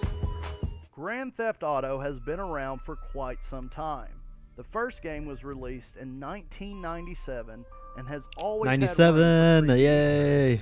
Much like the bloody hotel room in the unused Vice City mission. In 2004, Rockstar Games released Grand Theft Auto San Andreas. The game was promoted as having the largest map of the time, using 3 cities rather than the usual one. See, I would like to see that in Nevada region. I would like to see that in an open world game, just like 3 cities. 3 main towns off of real life cities. Los Santos being like Los Angeles, San Fierro like San Francisco, and Las Venturas representing Las Vegas. Surrounding Los Santos and San Fierro were rural areas complete with forests and small towns, and deserts surrounded the northeastern area around Las Venturas.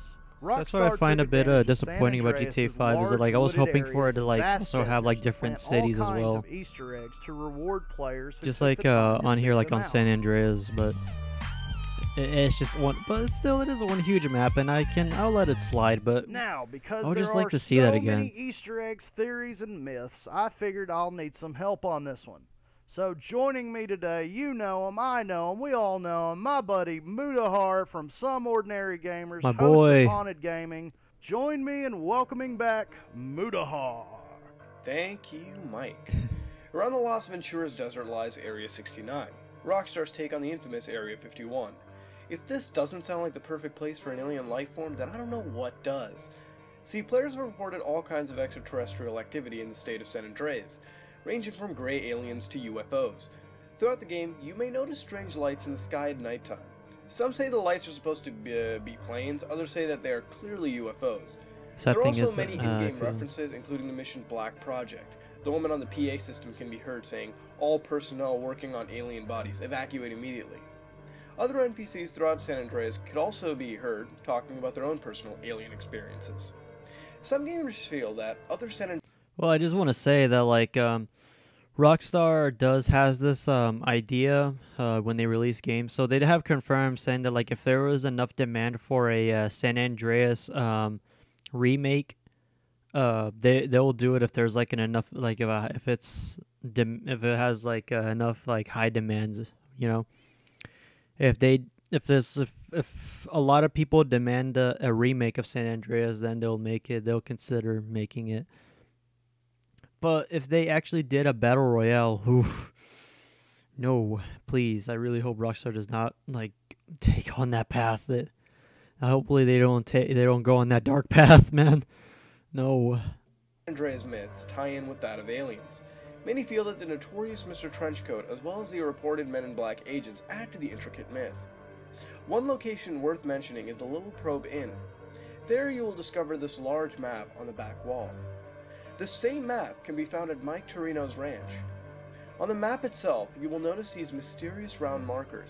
Many players speculate that these are actual locations where you could see UFOs. This is unconfirmed, although most players will agree that these 7 marks are definitely places of interest. God damn it! Oh God, no. No. No. Why? Why? Of all things, this fucking movie. No. God damn it! I fucking hate ads sometimes, but they have the worst timing. Oh God, the fandom for SA has been there for years. They just aren't into. Yeah, is that true? Because many people I've been hearing so many people wanting a reboot. I mean, personally, for me, I have not played San Andreas. I would love to play it on PC, but the thing is, though, is like I heard from a friend that like it is poorly optimized. I believe, graphically, like it's not really good, something like that. So, if anything, like I would be much more motivated into playing a San Andreas remake of San Andreas, really. But with that being said, fucking hell. Oh God, why that movie, man? Just why?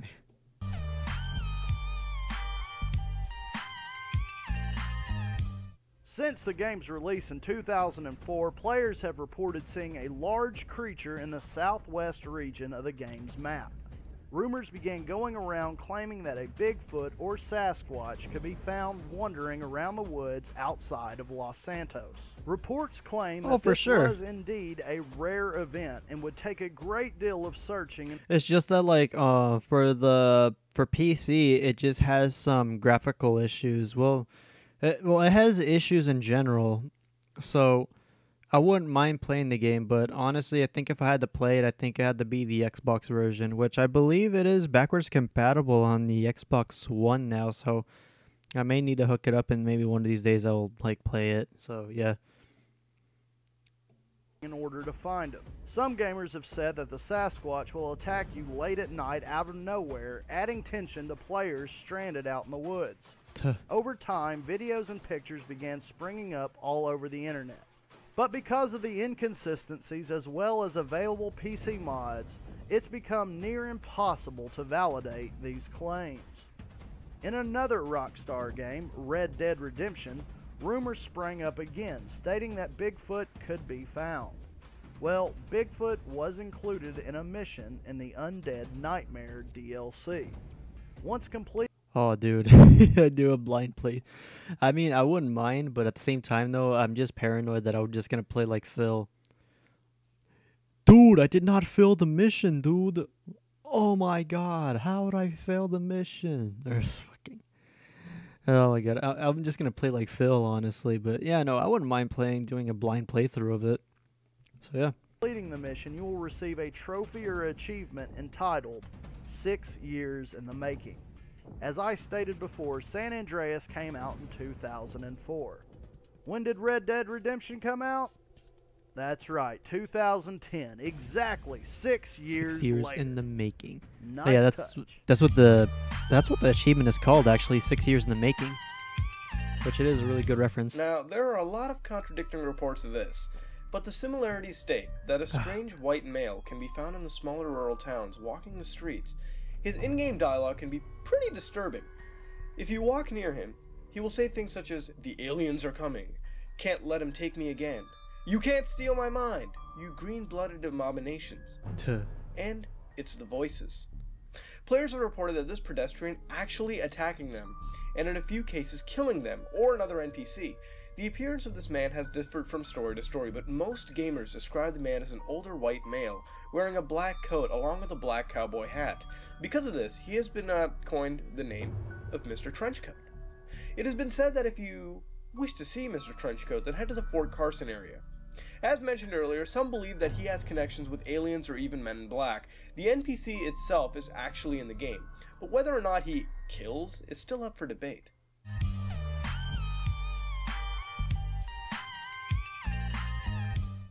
If you are in the Flint County area and you see a photographer taking pictures, do yourself a favor and take a few moments to observe. You will notice the photographer snap a few photos before throwing themselves off of a nearby cliff. You will usually find this suicidal photographer near a body of water. They will take a few pictures and then cast themselves off of a cliff, subsequently Yeah, I haven't played Red Dead either, but I did below. play It is Undead not Nightmare, known and if I this like was it. intentionally programmed into the game. Well, yeah, I know. I played Undead Nightmare because I love zombies. I can never get tired of zombies, but you know. But yeah, no, I have not played the actual game, but I will soon because I really want to get in on that before Red Dead 2. Or if this was just some strange glitch. Either way, this is one of the few San Andreas urban legends that can actually be confirmed.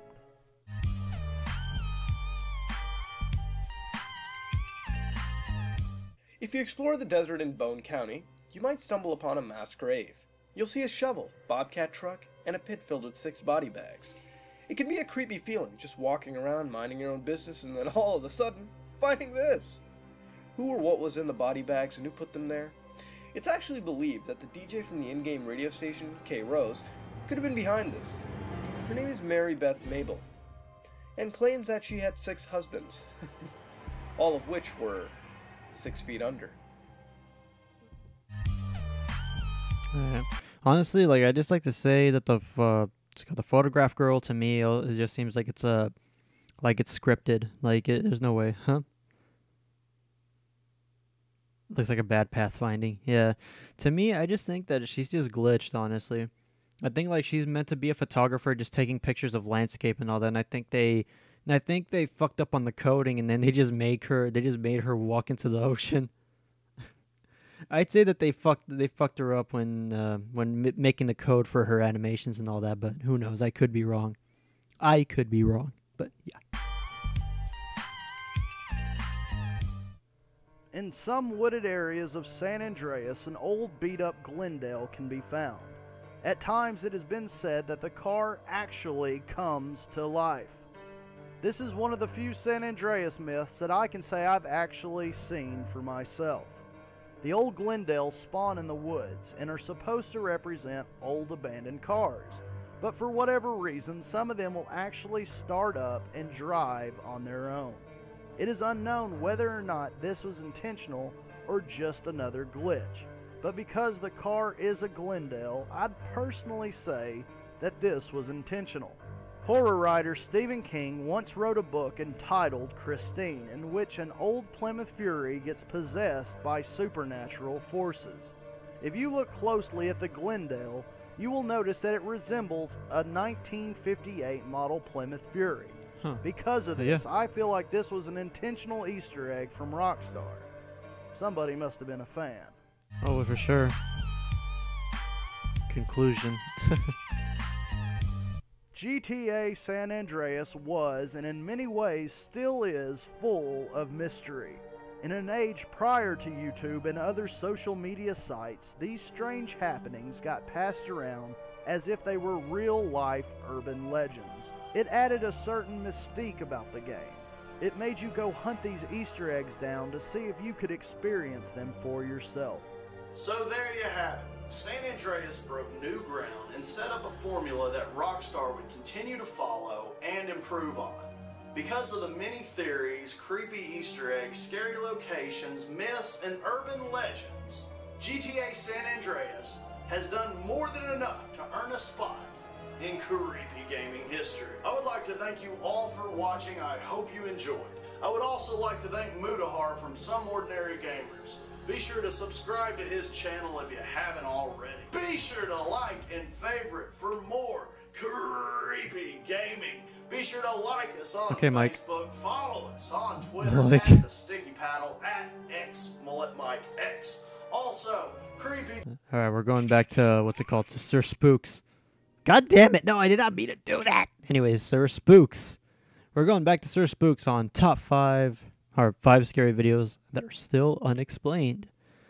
So yeah, last 2 episodes, I think I remember. In the first episode, I think I remember.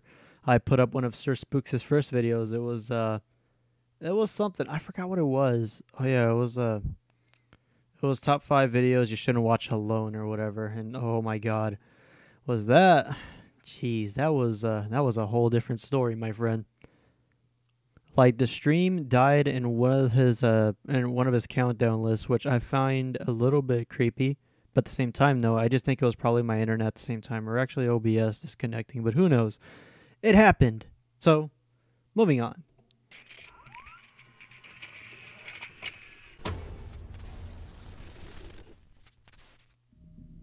Hello everyone, my name is Sir Spooks, and today we'll take a look at 5 scary videos that are still unexplained. These are the types of videos where people aren't quite sure if they truly Like, dude. show something paranormal, something completely It happened right after the commercial for the Kleenex, which was so weird. And like in my time, okay, fucking ads, I swear. And at my time, it was like 12. So that was very crazy. And and it's funny though, because like it's there in my channel too. Like you can feel free to like look back. It was like the first stream I did for spooky stuff. She'll stream spooky stuff, you know. So yeah. natural or simply a hoax. So, let's begin. Oh yeah, but spooky. I remember what's it called? I was suspended from streaming for like 1 second, and then like right after like I refreshed the YouTube page or whatever, it said I was back to streaming again. So I don't know. I found that a bit weird. I think that was YouTube's bot was fucking up, or maybe I'm not sure. Or maybe I was suspended for like a few moments. I'm not sure. But it's weird though, because like it didn't say in the video. It did not show that the video was still going. It did not stop. Yeah, like it did not stop when I was showing the songs. But yeah, no, like think like the songs was like the big hitter. But yeah, that aside, let's go on.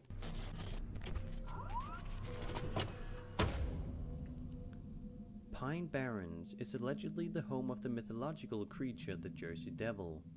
I already made an in-depth video about the Jersey Devil a while back, but to sum up the story, the creature was said to have been born in 1735 to a local woman named Mrs. Leeds, and was said to have been her 13th child, and because of the unlucky number, he who we now know as the Jersey Devil was cursed. Another story says Mrs. Leeds gave birth to a hideous monster that attacked her and her nurses before flying up and out of the chimney and into the Pine Barrens.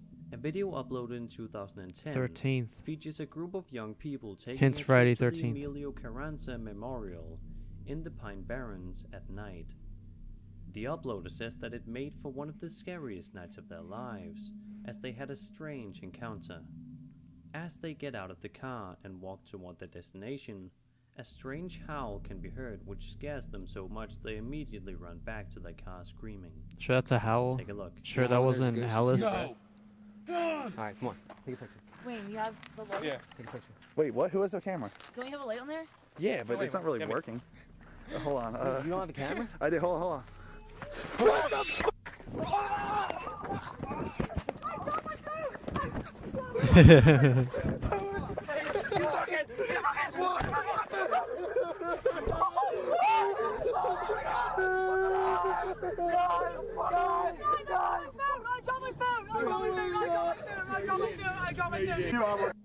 That wasn't you. First one back. That really wasn't I you. swear to God, it wasn't me. I was staring out. Holy door the whole time. I was like, oh, nice one more, Brandon. I'm like, oh. Guys, I don't have my phone either. Hey, you don't have your phone either? No. Oh my God. Oh my God. Guys, I have my phone. I have my phone. That's indeed true. There was a car that did it.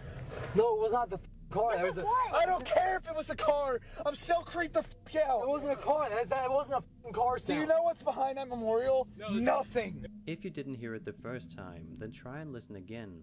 I'll also enhance the audio. Not gonna lie, Hold on, it does look like one. Hold on. Hold on. You don't have a camera? I did. Hold on. Could this be the legendary Jersey Devil, or could it perhaps be some other type of animal, or someone playing a prank on them? That was probably a dead cow. Momo-kun. No, I'm kidding. A surveillance video taken on an early Friday morning in 2010 at Asheville High School allegedly When shows a a muscle paranormal car. entity walking the halls of the school. Hell no. School officials couldn't explain what the image truly showed, leaving some frustrated that they couldn't figure it out with a logical explanation. Look, it looks like a person. Yeah. When it really does. A child, right? No. Teacher and literacy coach Martha Geithner knows what she sees in the surveillance video, captured at 2:51 a.m. Friday, August 1st. What do you think? Dude, that's near the Watch to witching left of hour. your screen. This is what you What happens first when you see spin up a fidget here. spinner in Some 3 folks 3 have a.m.? described it as, you know, the I'm shape kidding. of a Stupid. child or something like that. Someone else who looked at it said, it looks like it takes a couple of steps. The motion-activated recorder goes off for 24 seconds, indicating no movement. And then you see the shape again, above the elevator. It travels to the hallway, and here's where things get perplexing. God damn it, Danny Phantom. But look at the shadow. First is the first is the fucking antique store, and now the school. God, what are you planning I'm a on logical doing? person, I think, and I wanted to be able to explain to these folks or anybody, this is what I think it is. It's a bat flying around up here and it casts a shadow. But then why is the shadow down here from a different angle and it's not the shape of a bat? So It's not a shape of a bat. That's my boy Danny A Phantom. ghost or something else, it compelled the entire high school.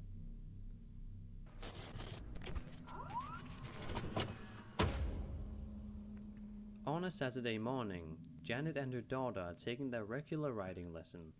The lesson was filmed by Janet's I don't think it husband, was Martin. dust. Later, she decided to watch the tape when she noticed the figure of a man. I was watching the video quite carefully, and at first I was watching myself, obviously, thinking how appalling I looked. Then I saw something quite strange. Standing in the background is the figure of a man. I knew that Slender there Man. couldn't have been anybody there. I was riding in the sun menage, literally a couple of meters away from where the figure appeared to be standing, and I knew there had been nobody there at the It's time. kind of hard to like make out a person there, but yeah, I do Could this see be that. a But trick of light? On closer examination, the figure can be seen again. This time, it appears to have its back to the camera. What? It is a ghost. Many have viewed this bizarre tape. No one has been able to explain it. Oh yeah, now you can see the face if you zoom up with it, but there's like a few fucking pixels to work with here. As the narrator points out, no one has been able to explain it, leaving us to wonder what Martin may have caught on camera. It's a creepy old video for sure, one that I doubt many people have seen. So what was your reaction to this video? All I can say is like it's kind of hard to tell, but like yeah, you do see a face, but you have like very little pixels. On a trip to Vatican City. Yeah, man, they like to sometimes see. They captured sometimes like to something observe that us and like to looks see like us a have ghost. fun. If you look closely, it looks as if the figure is hovering and moving slightly mid-air. He didn't notice while filming, but when his friend's sister picked up the camera and asked what the figure was, he was amazed. Watch this vacation home video. No, it's discrimination. Everyone's just discriminating ghosts. And right from the tomb here, It's fucked up, man. And there'll be a ghost coming up. You heard correctly. He said ghost. I started from the left, and then I worked my way into the center here where the tomb Start is. from the left And, this and to the image right. Appears, this orangey image appears right there. How it's hovering. My buddy kept walking the way there. While in St. Peter's Basilica, the 19-year-old recorded a strange image that seems to be hovering well above the crowd. Kind of see where the feet is a bit. Cloak maybe, I don't know. Kind of looks like his head's pointing off to the left area. Fowler didn't see the image in person, only learning he'd captured the mysterious shape when he was back in BC. But has anyone else seen it? I mean, you can see people are facing it. But it's just kind of, I don't know, it was just, whoa, that's kind of weird. But I think he people- says he just might be a believer now, along with others. What do you guys think this is? If it's real, it's an incredible video to say the least. I think it's just the wind that's just blowing the cloak up in the air. It's like giving it support. As a group of teens enter a funeral home at night, they immediately feel strange. Oh, that is already a red flag right Soon there. after entering, they encounter some scary paranormal things. Firstly, a tissue flies off a table. Soon after, a chair falls to the ground on its own. After You go this, to a the funeral lights home turns already off at and they night hear like someone this? running Hell inside no. the What is wrong house. with you? Take a look. Dude, let's go in here. Yeah, let's check this out. Shh. Hold up, let me get a night shot. Oh, it is a night shot. Go. Is that? Yeah. What the Oh my god. This Tuh. is scary. It feels colder in this room. It seriously feels Dude, colder I than can the other feel room. that. Dude, That's this place nuts. is haunted. I'm telling you, It smells different. You smell those flowers? It There's smells not like even an any old flowers person's in here. house. It's freaking crazy. I don't even know. Dude, did you see that? What the fuck? Dude, did you see it? I saw that. I saw that. What was that, a tissue? Fucking man. Let's get out of here. No way that happened. Let's check it. Yeah, man, the Go ghost touch just it. sneezed. Come on, man. Go touch it. Go touch the tissue. I'm sure it's just, I don't even know. You touch the tissue at 3 a.m. What happens? This place, man. Dude, check out all the fucking ears and shit. Oh my god. Dude, that tissue tripped me up. Dude, Oh my god. Let's get That the audio fuck outta delay, here though. Already. Why are we here still? What are you doing, man? Let's go. Come on, check this out. You're the only one out of place. No way, that's just a coincidence. Did you get it? Did you get it on tape? Well, yeah, I think I got it. You think you got it? Stop. No, man, let's get out of here. I'm tired of it. What the f, man? Do you hear? What is that? Jeremy, where'd you go, man? What the? Fuck out, go. Now let's take another look, zoomed in and slowed down. What? Yeah, you can clearly see a tissue flies up. Yeah, what's it called? You can see the chair falls. Yeah. This is one of That those was videos that I that was cannot Wings of find Redemption. any background information That about, that was so Wings' if chair. anyone knows anything about this, That was please Wings. let He me decided know. to sit down, And that was 5 and then he scary videos that are he still tipped over unexplained. because he was I hope you overweight. enjoyed, and if you did, then subscribe for more scary content. And then a ghost My name is sneezed. That's Sir what Spooks, that and I'll explains see why you the all in the next. that explains why the tissue flew upwards, because someone sneezed or this ghost sneezed. Anyways, and the final video for tonight. Yeah, man, I'm telling you, Wings of Redemption decided to take a seat, and then he fucking tipped over, and then you hear him yell, "Fuck!" This is why I need donations in order to get the surgery done. The Beast of Bray Road, Cryptid Profiles. I want to believe that I can do better, that I can do more. I can't take this shit no more, man. He's like crying, even though he's like invisible. It's like, come on, man, look on the bright side. No one can see that you did it. At the very least, no one can blame you that you did it. Anyway, so here we go. The Beast of Bray Road.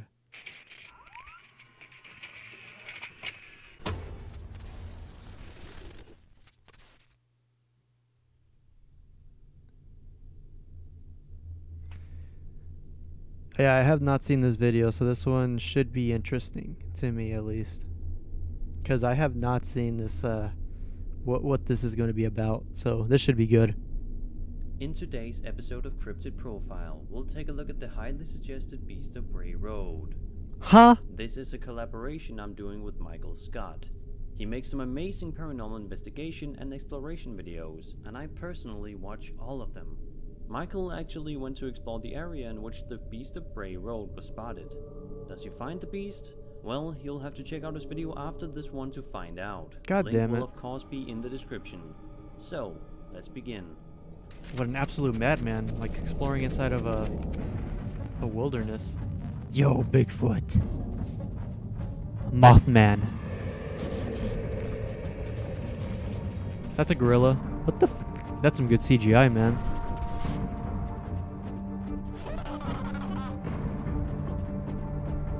That's the chupacabra, I believe. Oh yeah, actually speaking of Mothman, I believe that like Mothman will actually appear in Fallout 76, I believe. The Beast of Bray Road is described by some as a hairy humanoid with canine features, and is the most famously known American werewolf. If it is a werewolf, that is. Its fur is a brown-gray color resembling a dog or bear. It was featured in an episode of Lost Tapes where it attacks a group of malicious soldiers and a reporter, and it even has its own low-budget horror film called The Beast of Bray Road. What? Several other TV shows have featured this legend, which has confused many within the cryptozoology community, as well as people interested in urban legends, the supernatural, and cryptids. It was sighted near the towns of Delavan and Elkhorn. Yeah, man, that is Sabretooth. In local folklore, it was labeled a werewolf. That is a really good Sabretooth cosplay. However, have decided to put it in the same category as Bigfoot. Perhaps because they generally don't want to deal with the absurdities involved with the legend of shapeshifters. That doesn't make any It even sense. has several names to go by, such as Beowulf and Indigenous Dogman. Native Americans called it the Wendigo. The Dogman Other comics. theories include that the creature is an undiscovered Hey, variety of Dogman. wild dog, a wahila, which is said to be a giant prehistoric wolf, or a wolf dog. But since most people describe it as 2 to 4 feet tall on all fours, 7 feet tall standing up, this may be unlikely. Sightings of the beast may have gone back as far as the 1930s. It was first reported in 1936 on a rural road, but it wasn't widely reported until the years 1989 through 1992.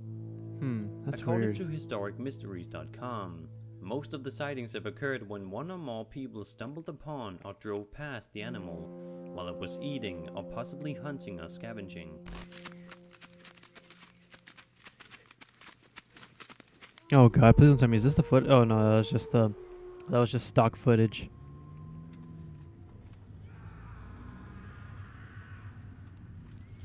That's me. I got killed in Call of Duty. Dogman, eater of the cat, man, champion of the night, You're a master of karate and friendship for everyone, basically.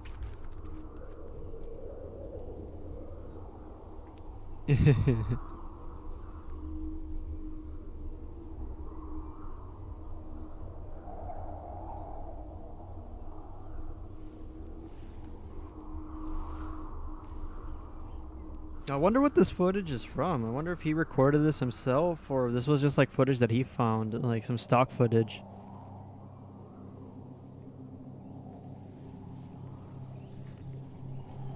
I don't know, man.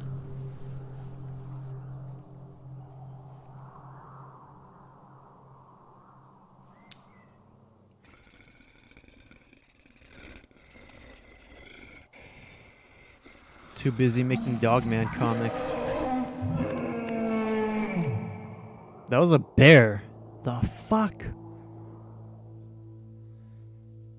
Hundreds of people have claimed to have seen this creature, and the evidence backing it up makes it surmountable to evidence supporting all other werewolf legends. A witness named Steve Kruger described in great detail his encounter of the cryptid. It was in November of 2006 at 1 a.m. He was contracted by the DNR to pick up the roadkill deer off the side of the road. It was on Holy Hill Road it happened. He lifted up a deer and put it back in the truck. When he went back into the cab, he had his beacon light on, sat down, and started doing the paperwork. Versus the Suddenly, Punisher. he felt the truck shaking vigorously. Enter the dog man. In the rearview mirror, he saw a large black hairy creature, which looked as if it was reaching into the back of the truck. The creature had the body of a bear with the head of a large wolf. It was something he had never seen before, and he'd seen pretty much every type of animal there was in Wisconsin. Dogman versus the Punisher. According to certain sources, a young woman encountered the beast of Bray I'd say Road that the Punisher on would the night of survive him, Halloween but he in would barely 1999. survive. She was driving along Bray Road as she leaned over to change the station on a radio when she felt her right front tire jump off the ground as if she had hit something. She went out to see what happened to the tire, but found nothing on the road. Therefore, she started peering into the darkness when she saw a huge dark figure racing toward her. Startled by the oncoming form and by the sounds of its heavy feet, she quickly retreated to her car and got away. That's a better So idea. many reports are available at this time, and they can all be found online. Another very intriguing and lesser known part of this case is that it can perhaps be linked to the occult. Occult graffiti was found in an abandoned house and in Yeah, a he would local barely cemetery survive, area of the honestly. beast. Like, he would have, Graves' like, markers were very found to be serious covered with injuries, and then, candle you wax. know... The abandoned house was located just He would a have, like, quarter mile like, off what's it Bray called? Road. Yeah, he would just have, This like, led very, people to ponder if the satanic serious activity injuries. and the beast were in some way connected. Several mutilated animal carcasses were also found on Bray Road during the late 80s. I'd say and that, early like, 90s. maybe he would have put, like, a very, This like, a led silver investigator bullet Todd in him Roll to in believe that there was Dogman, and indeed maybe an that would, occult like, slow him down a connection, little bit. Since the discovery of the animal carcasses and the occult activity at the cemetery and the abandoned house coincided with the sightings of the Bray Road beast. When investigator Todd Roll examined the occult connections to the werewolf sightings, he interviewed John Frederickson, who told him of this house deep in the woods where mutilated animals had been discovered. The owner of the property insisted that the slain animals were, quote, part of his religion, end quote. This photo was given to Todd by an anonymous source. Some theorized that the community made it all up, which seems pretty insane given the huge amount of X-Men detailed finds him in an descriptions episode. and encounters. Besides, none of them had anything to gain from making their sightings public, except for ridicule. So does the beast of Bray Road really exist? And if it does, is it a werewolf, a type of Sasquatch, or a giant prehistoric wolf? Then in the For final now, episode, they there's not finally enough realized concrete that it's evidence a to prove beast either of those theories to going be just correct. going ape Thank shit. you guys so much for watching. Be sure to check out Michael Scott's video where he went to Bray Road to investigate the area and hopefully find the beast. Link is of course in the description. My name is Sir Spooks, and I'll see you all in the next video.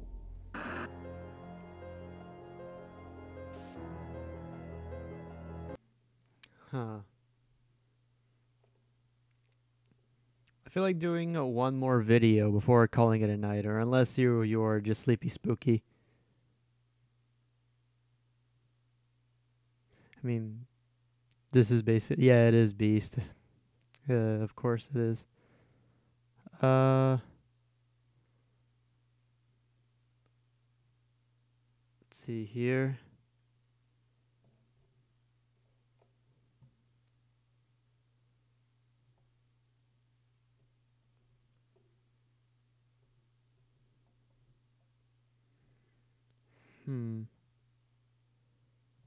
Spook away. Yeah, like I feel like doing just one more and then calling it a night, honestly.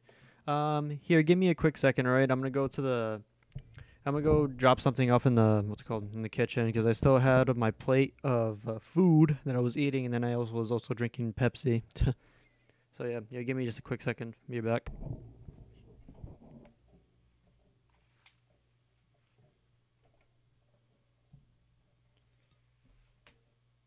Give me a second.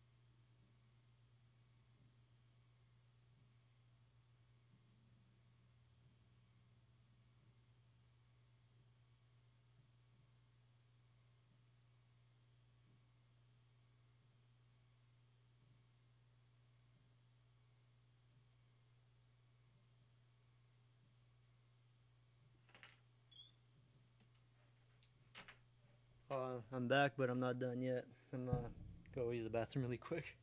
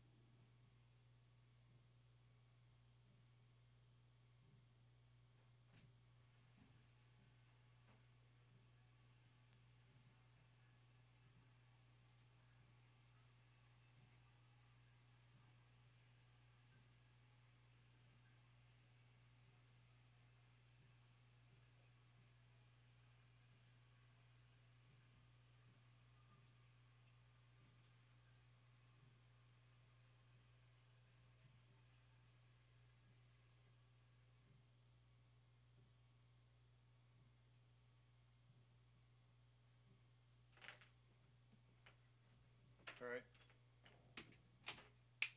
I'm back. Snap, snap. Number 15 Burger King foot lettuce. Fucking goddamn it, dude. Like, that interests me the most about how he manages to do something like that. Like, come on now. The Burger King foot lettuce. God, like, is that how the meme originated? I have no effing idea. Anyways, okay.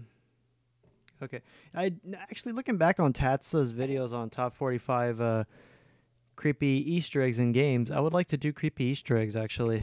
Let's do that. Games, there we go. Yeah, sorry for the keyboard sounds if you can hear that. I think this one, since it's much more recent. The Easter egg hunter. What the hell? Sup, girl? We're the cute guys who saw you trip over that sidewalk crack and then yell at it. Nibble what? No. Warning. The following video contains scenes of a creepy nature that may be home to the occasional jump scare as we cover the top 10 creepiest video game Easter eggs. Jump scares. In episode 1, level 16, Dodgy Doors at Boo Mansion, head around the back of the property where 3 movable blocks rest. By waiting here for a total of 5 minutes, ghostly handprints appear on the brickwork. It is not known whose these belong to, but it would appear that they never made it out, and died here as a result of not being able to reach the block above in order to exit. Is it safe to say that they were having rough sex, dude? Because let's be honest here. They were going all over the place. Whoever was whoever was putting their hands on the walls for support. In similar creepy occurrences, Sinister Street Signs is also home to a creepy setting. By activating the P switch and standing next to the heavily barred window for another 5 minutes, a ghost will drift out and upwards and evaporating into thin air. Okay, that's why creepy. Not rest for another 5 minutes at the front of the Kind train in episode 3. Speaking of creepy shit in video games, do you know? Will haunt you underneath the train. Oh yeah, what's it called? Gygus? Yeah, I heard about that, dude. Okay, fucking. For a second, I thought I was hearing something, but no, it was just I thought I was hearing screams. No, but like at first, I thought I was hearing something that was coming like at my window. But no, it's just the sound of an airplane just flying by. But anyways, yeah, the Gygus, the final boss of Earthbound is Gygus, and what's interesting about his design is that what's it called? You can clearly see it makes of a fetus, I guess you could say. That's what I find interesting. Like what's it called? Because how the face of that boss, how it's kind of sort of copied and pasted all over the place, almost like some sort of a background image that you just have it in repeat or something like that. Like if you have some sort of screensaver, but it is in repeat, it's something like that.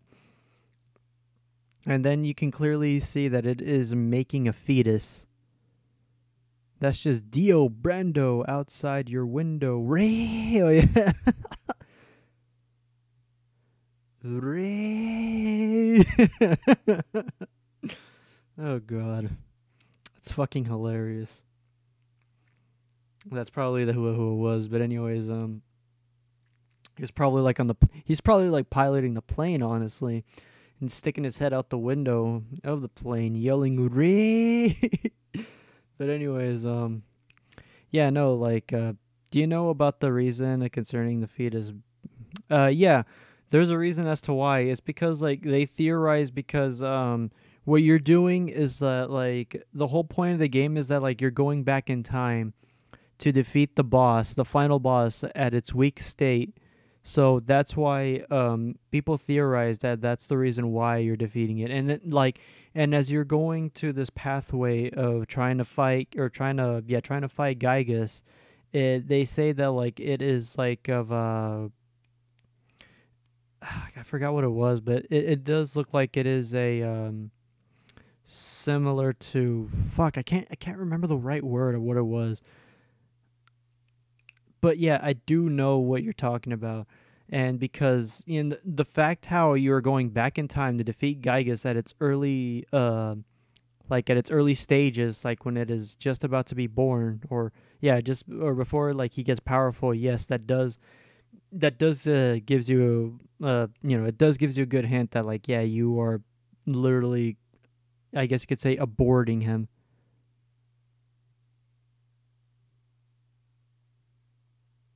Oh yeah. I remember that. I actually saw that scene. At this day and age, if you were born like what's it called? If you were born I guess like the age where I am right now, and you saw that rape scene, you would just like kindly just shrug it off and be like, it wasn't really a rape scene. But it was a rape scene, but in reality, it really wasn't a rape scene, because I did see that scene for myself. It just had the girl; she was just like lying down, and you did see like hands on the guy. You could see like the hands like on her wrists or whatever, like holding her down, just forcing himself on her. But you didn't. All you see was just a girl like just making this uncomfortable like faces that she was uncomfortable, or that she wasn't like, she wasn't, something like that. It's hard for me to describe it, but yeah, no, she was just making face of like discomfort, basically. That's what the scene looked like. So it hardly would seem like it was a rape scene. But yeah, the director of the game walked into the wrong movie at the time, and then he said that at that moment, that formed a picture in his mind that never left it, and that image was basically Gygas. And holy fuck, man. For you to have that image in your head as from when you were young as an adult, that is fucking weird. That is just disturbing, but it amazes me like how he was able to make that into a final boss. It is crazy, but brilliant at the same time.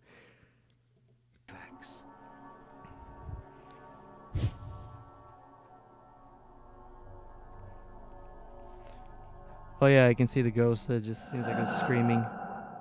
Or its mouth was open. When you reach the vast, open, eerie lake in Resident Evil 4 Chapter 1 Part 1, yeah. Leon must walk down to the jetty and hop onto a small Now this boat reminds me of to like cruise if two best friends play, like when I believe it was like Pat. Oh no, it was Matt actually. Pat told him like, "Oh, go shoot the fishies." Listen to the wind rushing by you, which is enough to give you the chills. Listen to the crows crowing and fish jumping out of the water. It almost seems too calm. This is so funny. Why not unload a few rounds into the murky waters to stir things up? Now, first of all, why would you waste your rounds just shooting at fish? That's just a waste of ammo. You dumbass, what are you doing? Stop shooting at fish. I have played Earthbound even as a grown man. The screen static and the music when it comes together. Oh yeah, it is horrifying. Wait, so for the final boss or when this? Oh yeah, you're talking about the final boss when you run into Gygas. Yeah, I will admit it is also a bit disturbing. I guess like even at this day and age, even if you're old, yes, I'm pretty sure that's something that will never age.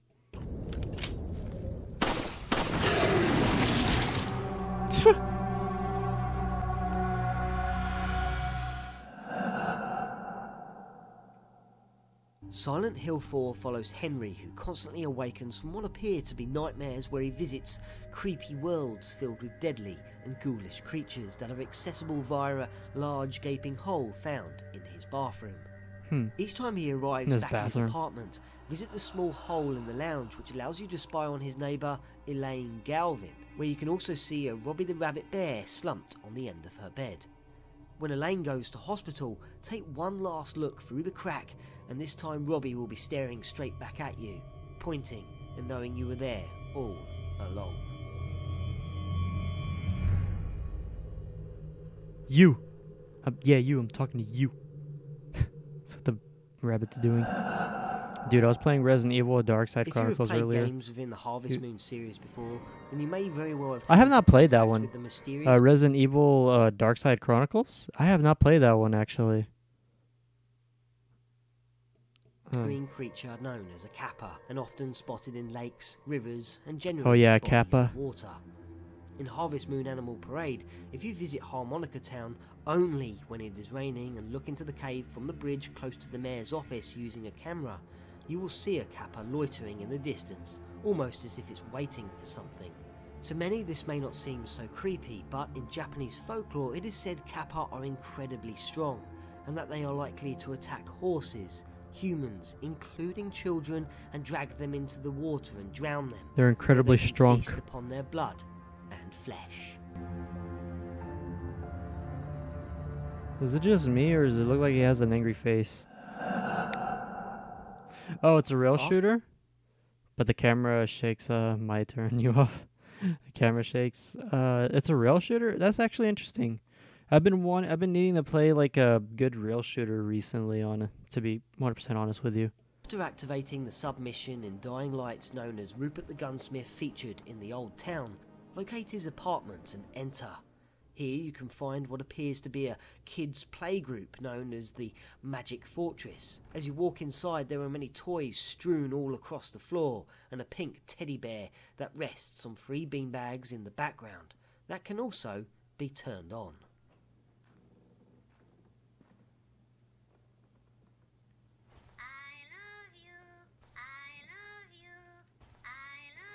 Oh yeah, I've seen that. I've seen that, what's it called? I've seen that rail shooter. You asked for it. What the hell? You obviously don't love me enough. This next Easter egg should even feature on the oh list, yeah. simply because it's actually really awesome, very creative, but at the same time reflects upon the hellish beast and demonic creature known as the Cyber Demon found in Doom 2000. Okay, first of all, I'd just like to say, yes, I will probably track that game down as soon as I can because I do love rail shooters. And I do have my Wii, surprisingly. I mean, that's what I use in order to play my GameCube games, so yeah, I will definitely look into that. 2016. So what is it? Well, by taking Mike Gordon's wizardry music creation, The Cyber Demon, and popping it into a program such as Audition, which I am using here, and by checking out the track spectrogram by hitting Shift and D, you can take a look at the visual display of frequencies, where hiding within it, you will find the track has been dishing out pentagrams, and the number 666 all along. Oh, that's actually pretty cool. I'll admit how this man managed to make this. I have to say, that is very clever. By blasting both arms off every single mannequin, or in this case, iRobot type AI beings that are positioned around the Nuketown map in Black Ops 3 during a multiplayer battle in under 2 minutes from the off, you will initiate a very creepy Easter egg that will bring every mannequin to life, as while you have your back turned on them, they will creep up on you in large numbers and very, very quickly. And unless you turn around to face them, where they will freeze like stone statues like the weeping angels from the Doctor Who episodes, then they will quickly kill you within a split second. Oh yeah, you can kill them too. I've done that Easter egg before. Within the Mojave Desert stage, yeah, it is neat. Atari Games' 1998 racing title California Speed, you will more than likely race past the second set of pumps and completely missing the sign that lurks behind them. It is very obscured, Plus the whiteboard tends to blend in with the sky, and the black text that is written upon it is completely unreadable as you rush on by. But if you take some time out from racing and slowly approach the large billboard by placing your vehicle on the siding and edge your way ever closer, then you might actually be shocked to see what is written upon it. Sometimes God takes mummies and puppies away, and sometimes, just sometimes, I do. It is said that the billboard was just a temporary placeholder for what would have been something else. However, the development team forgot to add that in the end, and instead we're left with this creepy and unnerving message. That is unnerving. Number 2. Yume Nikki is an adventure and psychological horror created by a solo artist using RPG Maker 2003. Follows a main female lead as she explores 12 separate doors within her dreams that lead to strange... I just want to say, I do find it interesting how they made a manga out of this. By travelling to what is known as the Snow World, you are able to travel to the Pink Sea and to Poneko's house. Within her house, you can trigger a rather creepy event where by turning off the light switch, there is a 1 in 64 chance that a strange figure named the Yubawa. Yeah, it is really weird. If the Yubawa doesn't arrive, it's then a just psychological keep horror. exiting the house and trying the light again. Keep entering, keep reading. Oh god. By touching the Yubawa with a particularly frightful expression upon its face, you will be transported to an endless looping area filled with white liquid and another strange creature dominating the skyline that appears to be vomiting blood.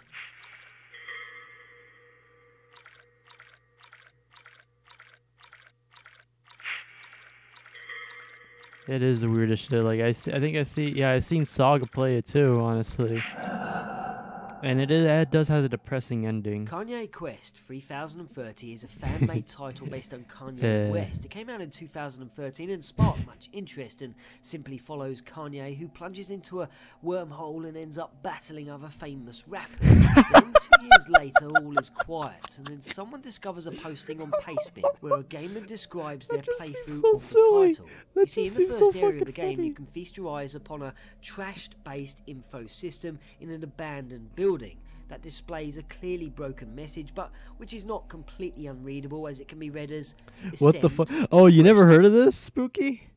You never heard of Yes, this is real. This is real. But like, keep listening to this. Okay, so what he said is like, if you go into an abandoned building, you go up to this terminal, you interact with it. Okay, I'm just gonna let it speak for itself, man, because this is so bizarre.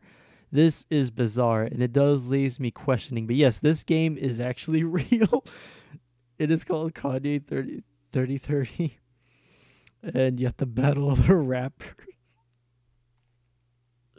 You fight fucking JPEG images. But yeah, it's fucking great. But let's go on with this. What this Easter egg is. Worship the based god. And actually numerous characters speak of the base god, but generally you would ignore this and continue the game. However, on the street you can speak to a task force member, and she will ask, "What do you want to do?"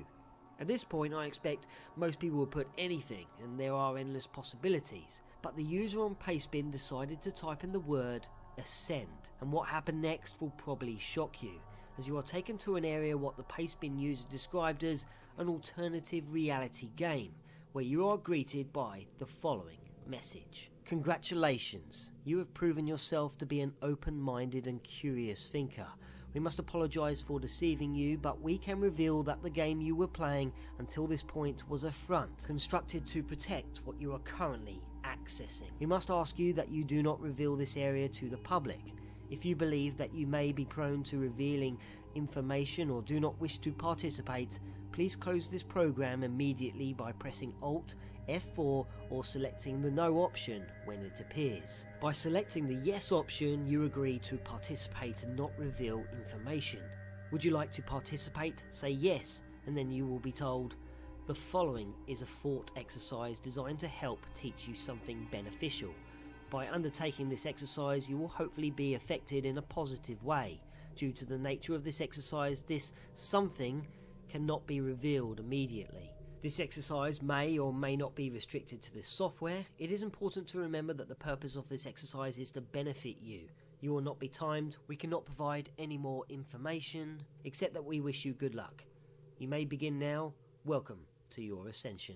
At this point, you can hop onto many computers, all numbered with Roman numerals that require separate passwords. Long story short, the user decided to mine the game to discover the passwords, which, as you work your way up through the pyramid-shaped level that ever darkens in your butterfly state, you are transported to one last room which is completely white and home to one last terminal that congratulates you on ascending, and then asks you if you would like to ascend further by popping in your name and address, and then would say, enjoy the next 2 weeks and await instruction. The information you give, according to numerous sources, was never sent anywhere, and it seems to be a complete hoax, though others claim this was indeed used as a recruitment tool for a real cult. Or perhaps this was just a great way to bring attention to the game, and if that is the case, then this is a pretty awesome secret and idea, but then again, it's all rather creepy.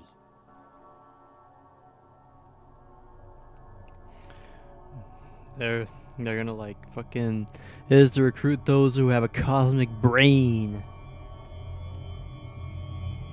But yeah, like if this was used for just for that, I mean that is interesting.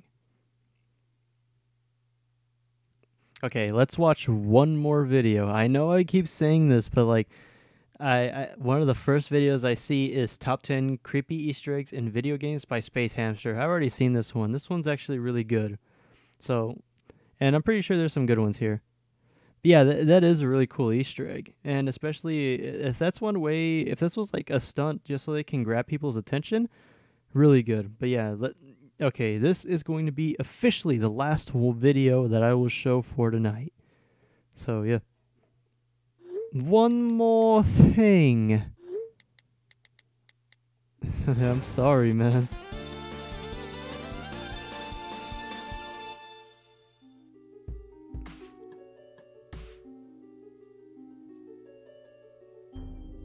Thinking about creepy things, and that got me thinking about creepy things in video games. And I'm not just talking about jump scares, I'm talking about things that He had done something like this before, so it was an entirely new experience for its time. Back on track, however, there's a lot of good Easter eggs in this game series. One of the creepier and more popular Easter eggs has to come from the Doom 3 series. In it, there is a mirror.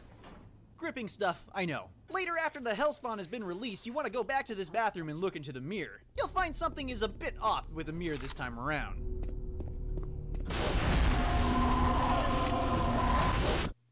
I find that one did kind of scare me when I first saw that. What is this turkey puncher game? My favorite creepy Easter egg from the Doom series has to be from Doom 2, though. In the final level titled Icon of Sin, you'll hear a low-pitched grumbling.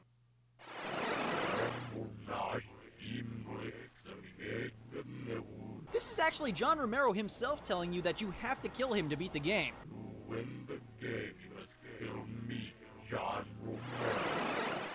Except, he's not really anywhere to be found. So there was a lot of confusion about this for a long time. Eventually it was found out that in order to see John Romero, you had to actually cheat at the game. By typing in the code ID clip, you would turn on no clipping mode, thus allowing you to go through all the walls. Naturally, you'd want to walk into the Icon of Sin, and those who did were greeted by something pretty disturbing. Because John Romero's head would be on a spike behind the wall. I always thought that was pretty creepy on its own, but just wait until you hear what he sounds like when he gets hurt.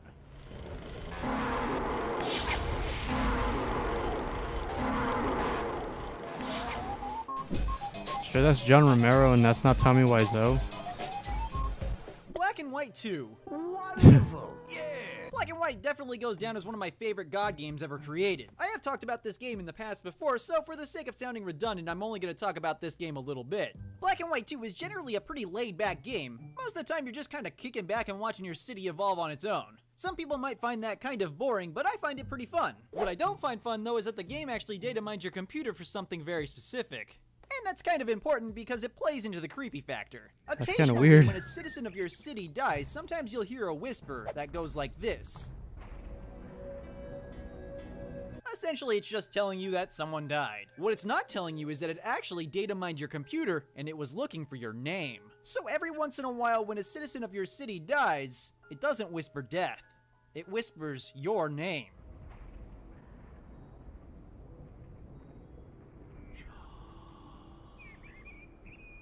I tried to make it say my name, but unfortunately I don't think my name was among the choices. It actually has a pretty hefty list of common hi, names Mark. that it could potentially say. So imagine yourself playing this game well into the night with the only light being the computer monitor shining onto you. And imagine if the game said your name. That's not my name. Wrong room, down the hall. That's on a room down the hall. Star Fox. Oh yeah, I found this one creepy too. Fox. If there's one thing I figured out about Star Fox, it's that I'm very, very not good at it. In fact, I don't even know how many times I died trying to get Ouch. this little secret. But speaking of secrets, there happens to be a pretty spooky Easter egg in this game. Go figure. The creepiness factor is highly debatable, but I'm gonna do it anyway. The first step is to pick the third row level progression where you start in Corneria, move on to the asteroid field, and then Fortuna. The objective here is to get to the second level, so beat the first level. I won't let you down, Captain. Okay, here we go, round 2. I got this. I got this. Oof. Can we fast forward past this? Stage 2. It's an asteroid field. This is the level where the Easter egg takes place. What you're trying to do is trigger a special event, so keep your eye out for 2 large asteroids. Throughout the stage, you'll pass many, and they'll look pretty identical. But Oh, for sure, man. Yeah. and much bigger. The first one's going to be on the left, and the second one on the right. To trigger the event, shoot the one on the right until it explodes. If you do it correctly, some sort of weird bird-like enemy will spawn and fly towards the screen. Go against your intuition and fly into it. A really strange event will occur and you'll be teleported out of the level. You're then sent back out to the map screen where some mysterious music will start to play. You're also forcibly sent to an unmarked level, which is later referred to as out of this dimension. You're sent to this really strange level where a lot of random events will occur. The weirdest part has to be the fact that all of the planets and moons seem to have really weird faces. It kind of seems like Star Fox dropped a lot of LSD and decided to go flying, because there's a lot of really weird things that happen. Now this is kind of the part that I'm thinking is debatable, because the music that's actually playing is pretty campy.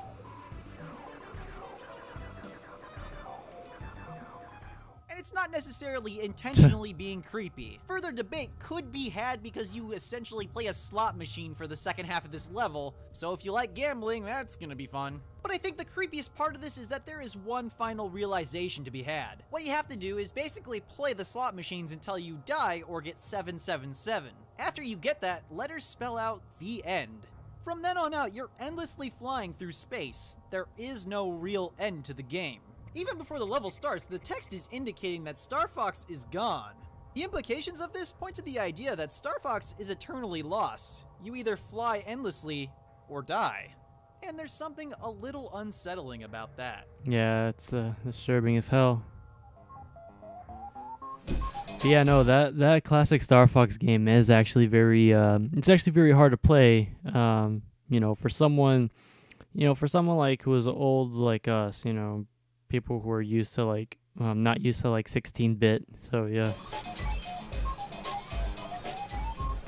Five Nights at Freddy's is not typically the type of game I would play. I don't generally like horror games. But if you don't know what it is by now, it's a game that takes place in a Chuck E. Cheese-esque restaurant. You're the nighttime security, but there is a twist. The animatronic animals get up and walk around, and if they catch you, you die. So it's your job to conserve power and use it only when necessary to keep yourself alive. As much as I enjoy the dichotomy between this and other horror games, namely the fact that you are stuck in the same area instead of having to move around yourself, that doesn't change the fact that this game is actually pretty creepy, albeit a bit short. Plus, there's a pretty spooky Easter egg in this game if you know where to look. It's quite an easy Easter egg to trigger, in fact you might have already seen it. It is, however, most common on the first night. So start up a new game and start playing on the first night. If you go to room 2B in the bottom left, you'll see a poster of Freddy. It looks like an ordinary poster, but it actually has a dark secret.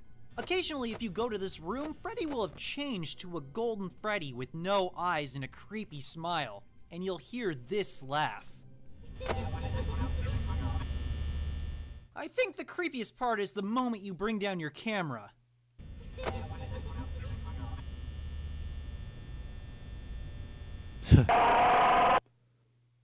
I find the most impressionable part of this Easter egg to be the fact that it crashes your game completely, leaving you it shuts off the silently on your computer. desktop. I saw what happened. FNAF teddy bear at the store once.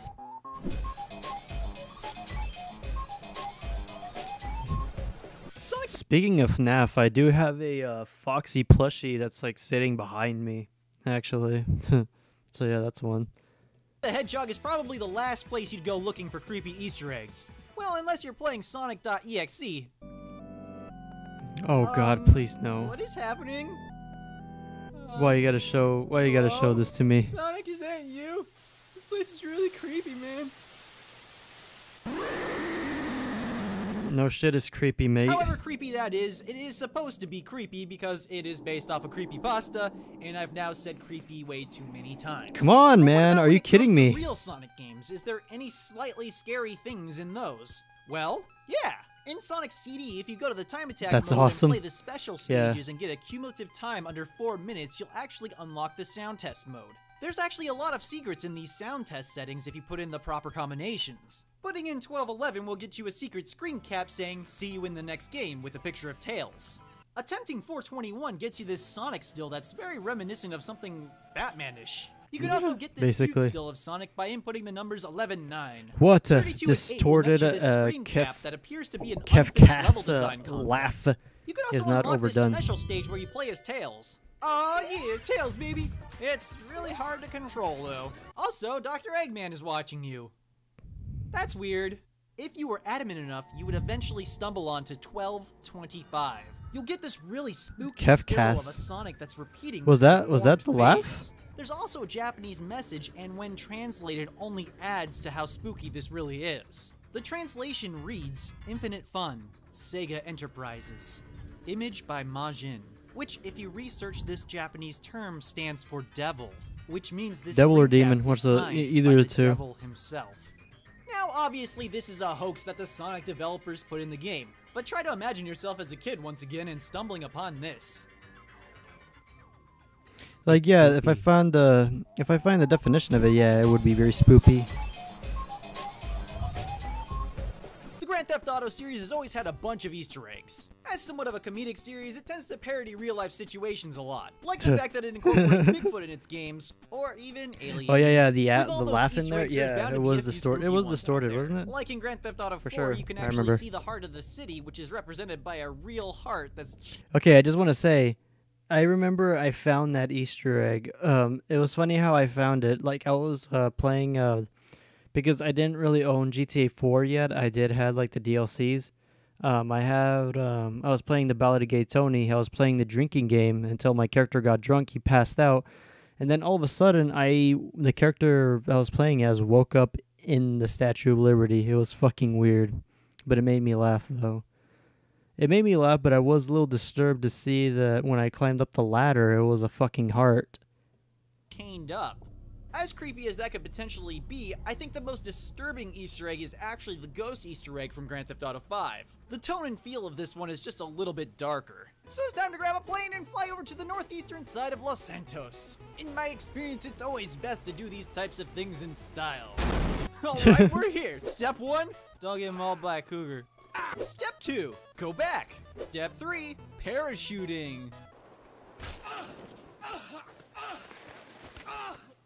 Surprised he didn't die. We did it! Now that we're here, this is actually the part of the map that you're looking for. It's in the northeastern section of Los Santos, and it's called Mount Oh no, Gordo. dude, This for right sure. here That is for the me would have bend in made the me want path to that you're slam my looking for. console as This well. event is only triggered at 11 o'clock at night, so it looks like I've got some time to kill. Step 4, murder! Once the clock strikes 11, look at this cliffside facing the coastline. If you're there at the proper time, you'll find an image of a ghost hovering over the cliffside. The closer you It's a get, the more JPEG. she disappears. But you can always Oh, no. see her through the scope on your sniper rifle. Yeah, that's what I found a little disturbing. If you like look through the scope, you can see her. There also happens to be a name that appears in blood on the cliffside. Jock. And the name appears to be Jock. There's also a page on the in-game internet referencing It's this Jacques. quote-unquote It's John Tron's accident. pet bird. In it, you can actually see that the victim's husband's name was Jock, subtly referencing that she was killed by her husband. And this just so happens to be the same Jock that is running for governor. That is not a friendly smile. That is a smile. That is the kind of smile that you have to put on in order to like put a good impression. Psychonauts has to be one of the best games I've never played. Well, that is until now. I didn't really know what I was missing out on. It's a really quirky, silly, and unique game where you collect a lot of things and shoot lasers with your mind. Pew! Nothing can stop my psychic reign of terror.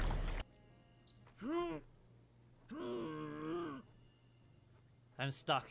The story's actually pretty John great, starting you off at a boot camp is where the you'll train bird. your psychic Yep. abilities. The way you do this, however, is by going into the minds of your instructors, creating this almost dreamlike alternate dimension where you run around and solve puzzles. When you're exploring the minds of other people, you can collect certain things, like baggage. Most importantly, for this Easter egg, you can break into certain vaults that contain memories. Once you bust them open, the memories are presented to you in this really cutesy style that's supposed to invest you bird emotionally Jacques. by showing you a slideshow. The memories themselves serve as a backdrop for the characters. They can be really sad stories, or they can be really happy stories. A little ways into the game, you'll find yourself talking to Agent Mila Vidello. It's her job to teach you the psychic technique Levitate, and she does so by bringing you into her mind. At about the halfway point, the level starts to get a lot more vertical. And if you're paying Levitate. close attention, you can see that there's this room off to the side. Once you're there, go into this side room and break into this Now, chest. you definitely don't want to go in there. That's a party killer right there. Some people have pretty terrible memories that they lock away, even in real life, and this happens to be one of Mila's. I never had a chance to play it either. So naturally, let's jump inside.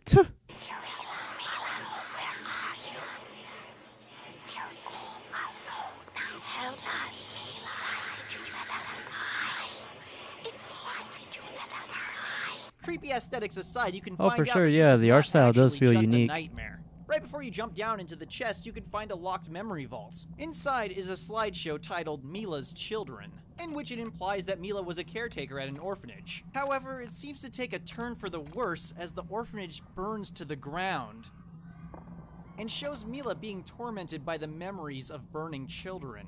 And things now make a little bit more sense. But I would like to know what happened, like what started the fire, or who started the fire.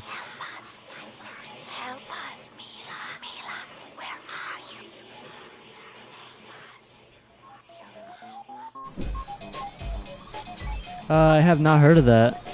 Oh, wait. In the past, I lost countless. Are you talking about like Psycho Mantis?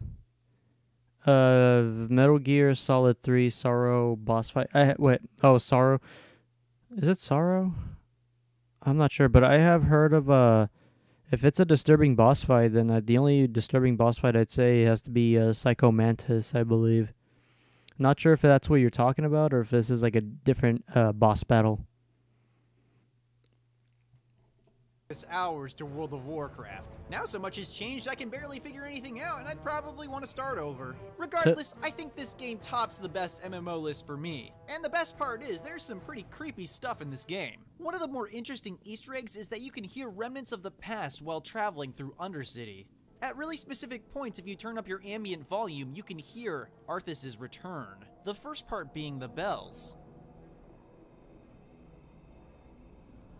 Next, you can hear the crowd cheering for his return.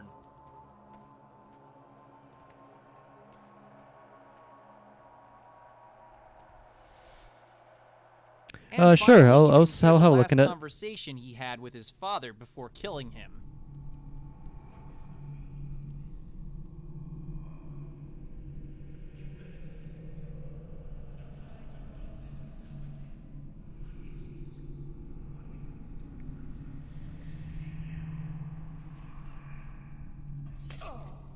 Another thing that's really cool is this unfinished section of the game called the Karazhan Crypts that people have glitched their way into. In it, you can see piles of bones almost as high as the ceiling, and if you decide to swim underwater, you'll see tons of corpses that have drowned. Though creepy, it's not technically something people are supposed to see. There is another creepy Easter egg that takes place early on in the game. For this, you probably want to be on the Alliance side and create a fuck human. my life. Play Oh my through the god, initial really? stages if you want, but the goal here is to get to Goldshire. I have to Once look you're into there, that. become a wisp. I mean, go to sleep. Because technically this event starts at 7 o'clock in the morning. And I say technically because I think the rules for this event have changed a little bit. In the northeastern section of Goldshire, you'll find this house that has leatherworking trainers inside. If you go to the second floor and go inside the room, you'll find that all your music cuts out and starts playing this ominous tone. This room becomes important later on. The reason you have to wake up at 7 AM is because a special event will trigger and 6 children will spawn. Well, at least they're supposed to. I actually looked around for an hour and couldn't find them. Go back to sleep. Come back. Die a little inside because they're still not there. Cry! Okay, so technically I think a few things have changed. What's supposed to happen is these children will walk from location to location. It all seems pretty That's harmless so until weird. you realize they're in a pentagram-like shape. You also might occasionally hear weird things when you follow them. And this all culminates back at the room where it seems like they're doing some sort of ceremony. And that's when you can start hearing some really creepy things. Your friends will abandon you. You will die. I think I remember correctly. This is basically as a reference towards the Diablo series. So this might go down as one of the creepiest Easter eggs that used to be in WoW. You're technically dead. Let's talk Animal Crossing. Generally, it's a pretty laid-back and happy experience. Oh, Most dude. of the time, you're just doing a set of chores for your neighbors in order to collect as many things as possible, make money, and make some friends with the sentient animals living in your town. This is my new town, and I named it Buttland. Buttland. I'm 25. I probably got the worst layout a town could ever get, with the bridges being on the north side and south side. So that means anytime I want to do anything, I have to go all the way around. The game was probably punishing me for being so juvenile. I actually got a few good neighbors in my town. I think my favorite one has to be Oxford. He's kind of a dick. There's always been a lot of Easter eggs in Animal Crossing. My favorite definitely has to be the NES collectibles that you get through the lottery at the Nook store. There's even some that you can't even get legitimately, so you have to use a cheat device. Oh, for sure, man. I love Animal just Crossing. Seems so happy. But there is one Easter egg in this game that is actually pretty freaky. And I'm not even talking about the fact that I got a horse neighbor named Elmer. Yeah, I guess you know where he's gonna end up. even though that's made of cow stuff. Like milk. It has a cow on the... Without spoiling the Easter egg quite yet, here's what you have to do. For this trick to work, you're going to need another memory card with a second town on it that you can visit. Head over to the train station and board the train to the second town. The game will then dump some traveling data onto the other card. Once you board the train, you need to actually reset your game. Boop. Once you come back, you'll be greeted by a villager from your town that has to restore your save data. This is actually the indication that the Easter egg is about to work. And if you've gotten Mr. Rossetti like I have here, you've done it wrong. Restore your save data and get into the game. You'll notice something is a bit off, because your face is now actually missing. Not only that, but you've lost all of your belongings in Bells. The implications of this actually go a little bit further, because your face actually resembles a gyroid, and gyroids in themselves are themed after Japanese Hanawa, which are clay figurines that are buried with the dead. And it doesn't take much to speculate now that your character might actually be dead. Yeah, and for you to like see that, even though as a little kid, that'd be very disturbing. I mean, hell, I'd be scared out of my mind. I probably wouldn't play another Animal Crossing game. Back in 2004, Half-Life 2 revolutionized the first-person shooter. Whoa, physics. Whoa, physics. Let's play some fetch, dog. Whoopsies.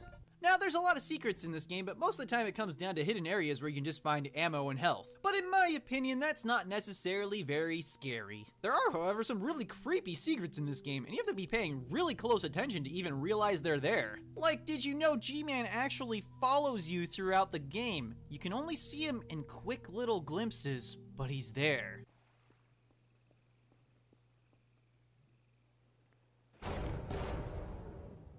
It's weird how he's just staring at you and he just walks away like a casual day.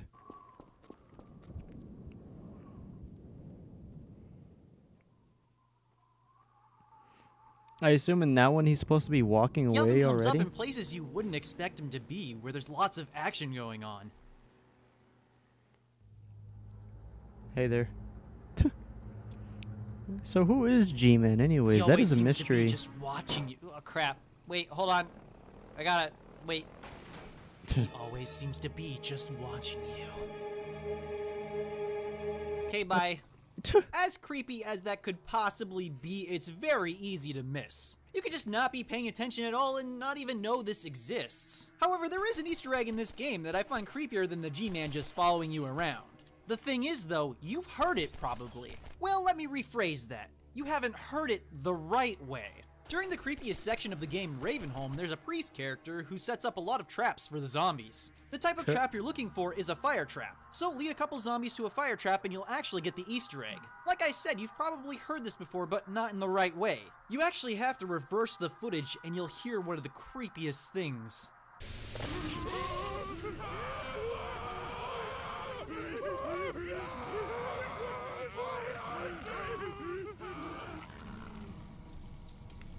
Oh yeah, if you put this all that in reverse.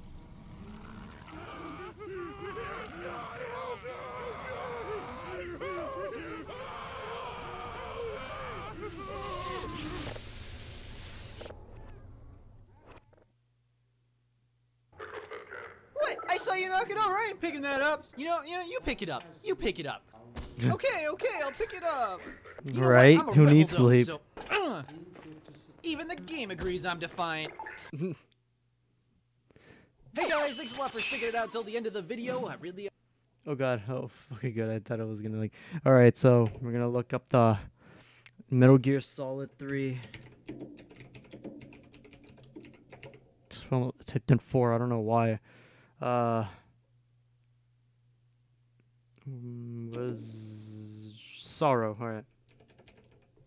Sorrow boss fight. Let's see.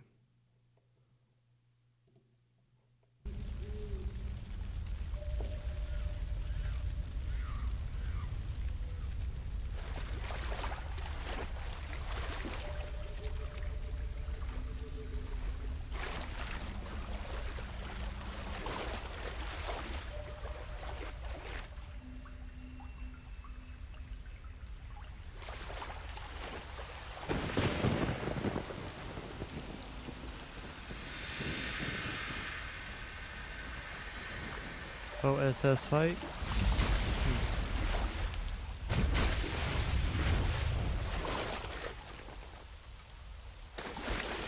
Are you one of the Cobras? Sad.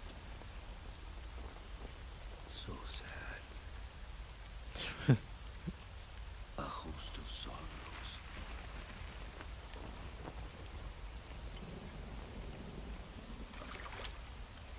And you are one of them.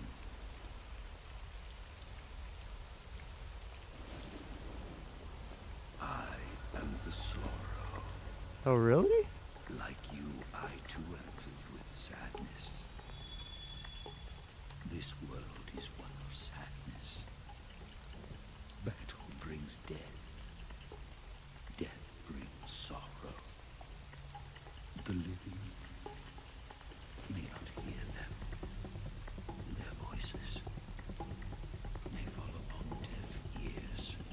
But make no mistake, the dead are not silent.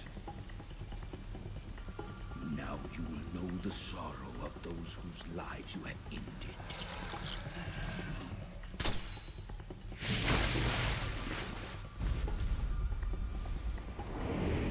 It's like the next generation, basically. This character is just disturbing. Just how he speaks a little ominous, like just ominous. It's already creepy.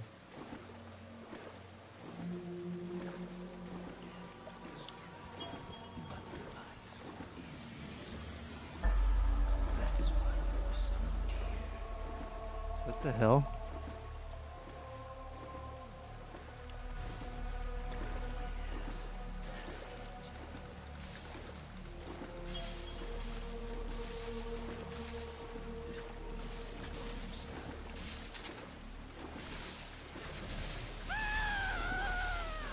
What the hell?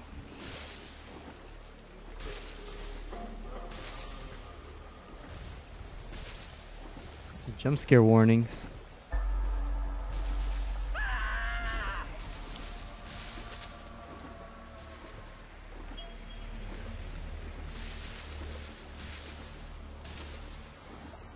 You said that all those are the enemies that you killed, right? What the hell?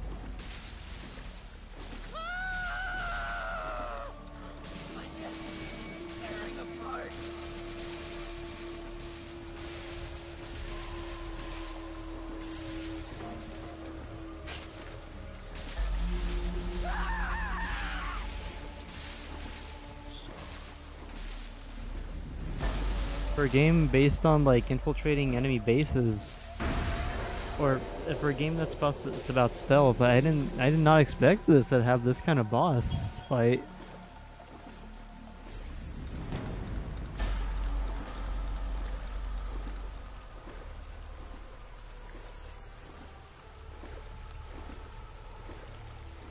Oh yeah, I know that you have to eat animals in order to like regain what's it called, health and all that, and also your strength.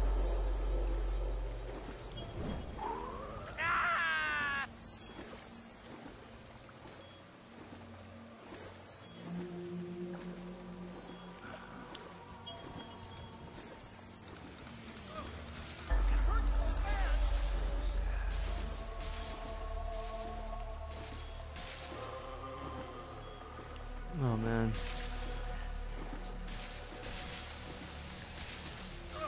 Oh, for sure, because dude, if you look closely, you can still see that they're bleeding out, which is very weird.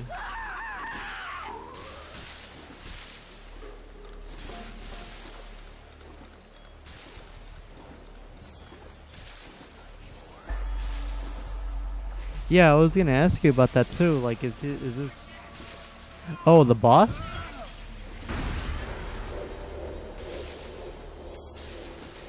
Yeah, I just now noticed that. Now that you mentioned it. But what about Snake's life? Like, you know how it's like nearly at the end? Is that his life that's like flashing there?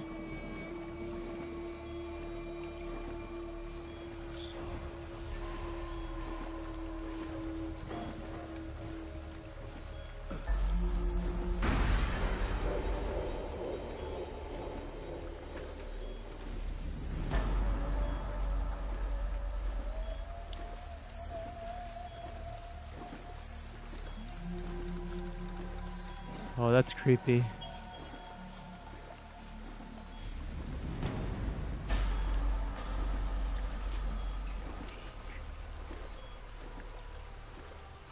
But yeah, like how Snake's life bar is like almost near the end. Like, you know, that little bit of like that little bit of square that's flashing there, is that Snake's life? Whoa. Also, that's the jump scare you were talking about.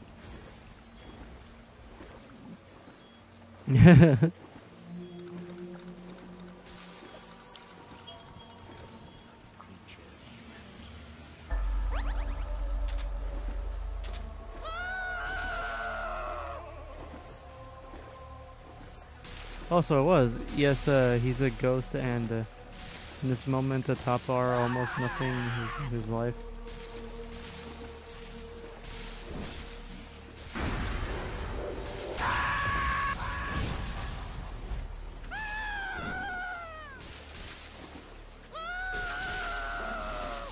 Dude, I'm surprised how this has not made it in anyone's top list. This is disturbing. If I remember correctly, I think my cousins played this game when they were little. I'm surprised that like even he as a little kid. I think it's this game specifically, or I think it was something else. I'm not sure.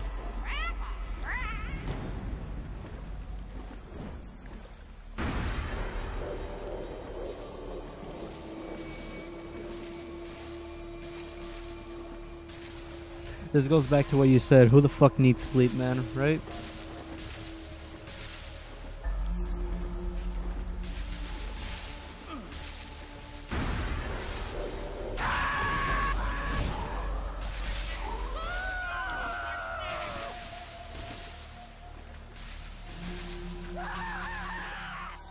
Oh, dude, this even goes back. Oh, dude, they even complain about their neck. Oh, is this like when what's it called? When snakes snap their necks? Like if you just stealthily kill them? Oh, dude, that's creepy.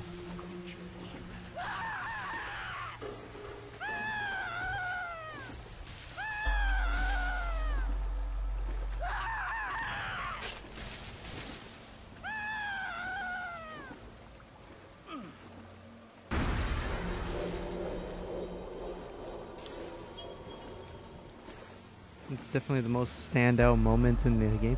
It is! Like, personally for me, like, for someone who has never played the series...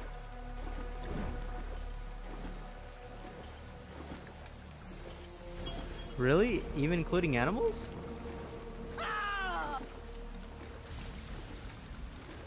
That's crazy.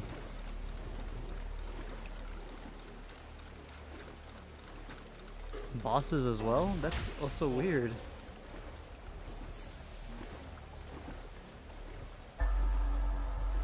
Oh, past bosses. Okay.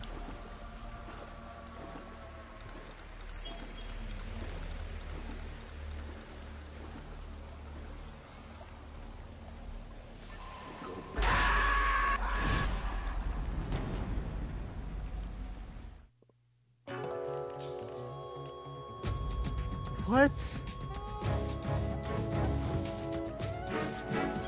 Wait, what? What? Wait, was that intentional or did the guy use something for this? You have to shoot me. I can't. Shoot me.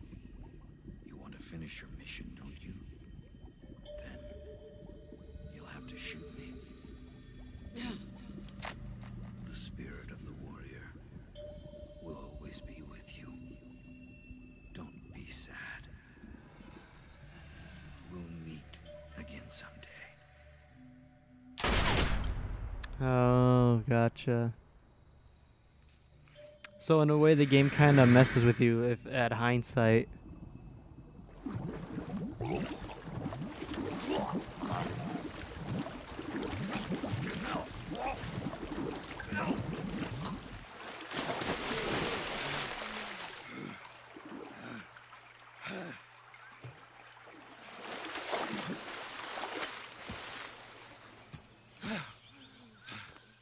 It just seems like it was like all a hallucination. You said that like he falls like in a waterfall in the end, right? Yeah.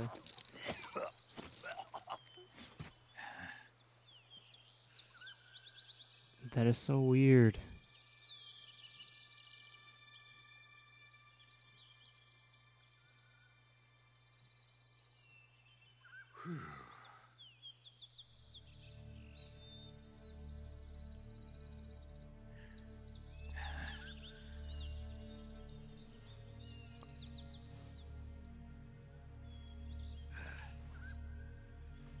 Oh yeah, no, he's very creative. I will say, Hideo Kojima is a very creative individual. I cannot deny that. Wow, dude, that was fucking crazy. Oh yeah. Creepy Mario games too. Oh god. Oh, Ben Drowned, the full story in ARG. Oh god. That is on some other, that's like something for some other day.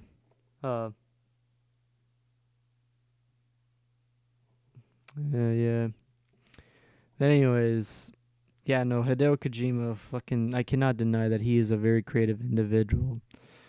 Well, everyone, for those of you guys who decided to sit down and watch this, and for everyone that tuned in, that was the stream, the chill out stream for spoopy stuff for spooky weekend, I guess you could say, because that's what I've been doing recently for this whole weekend. But yeah, no, thanks for everyone who decided to sit down and watch this. Either you decide to watch this, pre-recorded, or just decide to tune in, I guess you could say. Oh yeah, also thank you so much, Familiar, but also Spooky, for tuning in, man. I mean, it was great that you decided to, like, come by. So, yeah, man. I read Ben Drown. It's written well. Thanks for streaming, man. It's good. It's good content. Yeah, man. Hopefully, I would love to do more of this. And yes, I would. Maybe next time we'll do some Ben Drown stuff. Maybe some creepypasta related stuff, really. I am already looking at one video I have in mind, but that's, like I said, some other time. So yeah, thank you everyone for watching, and I hope everyone takes good care and sweet dreams. Oh man.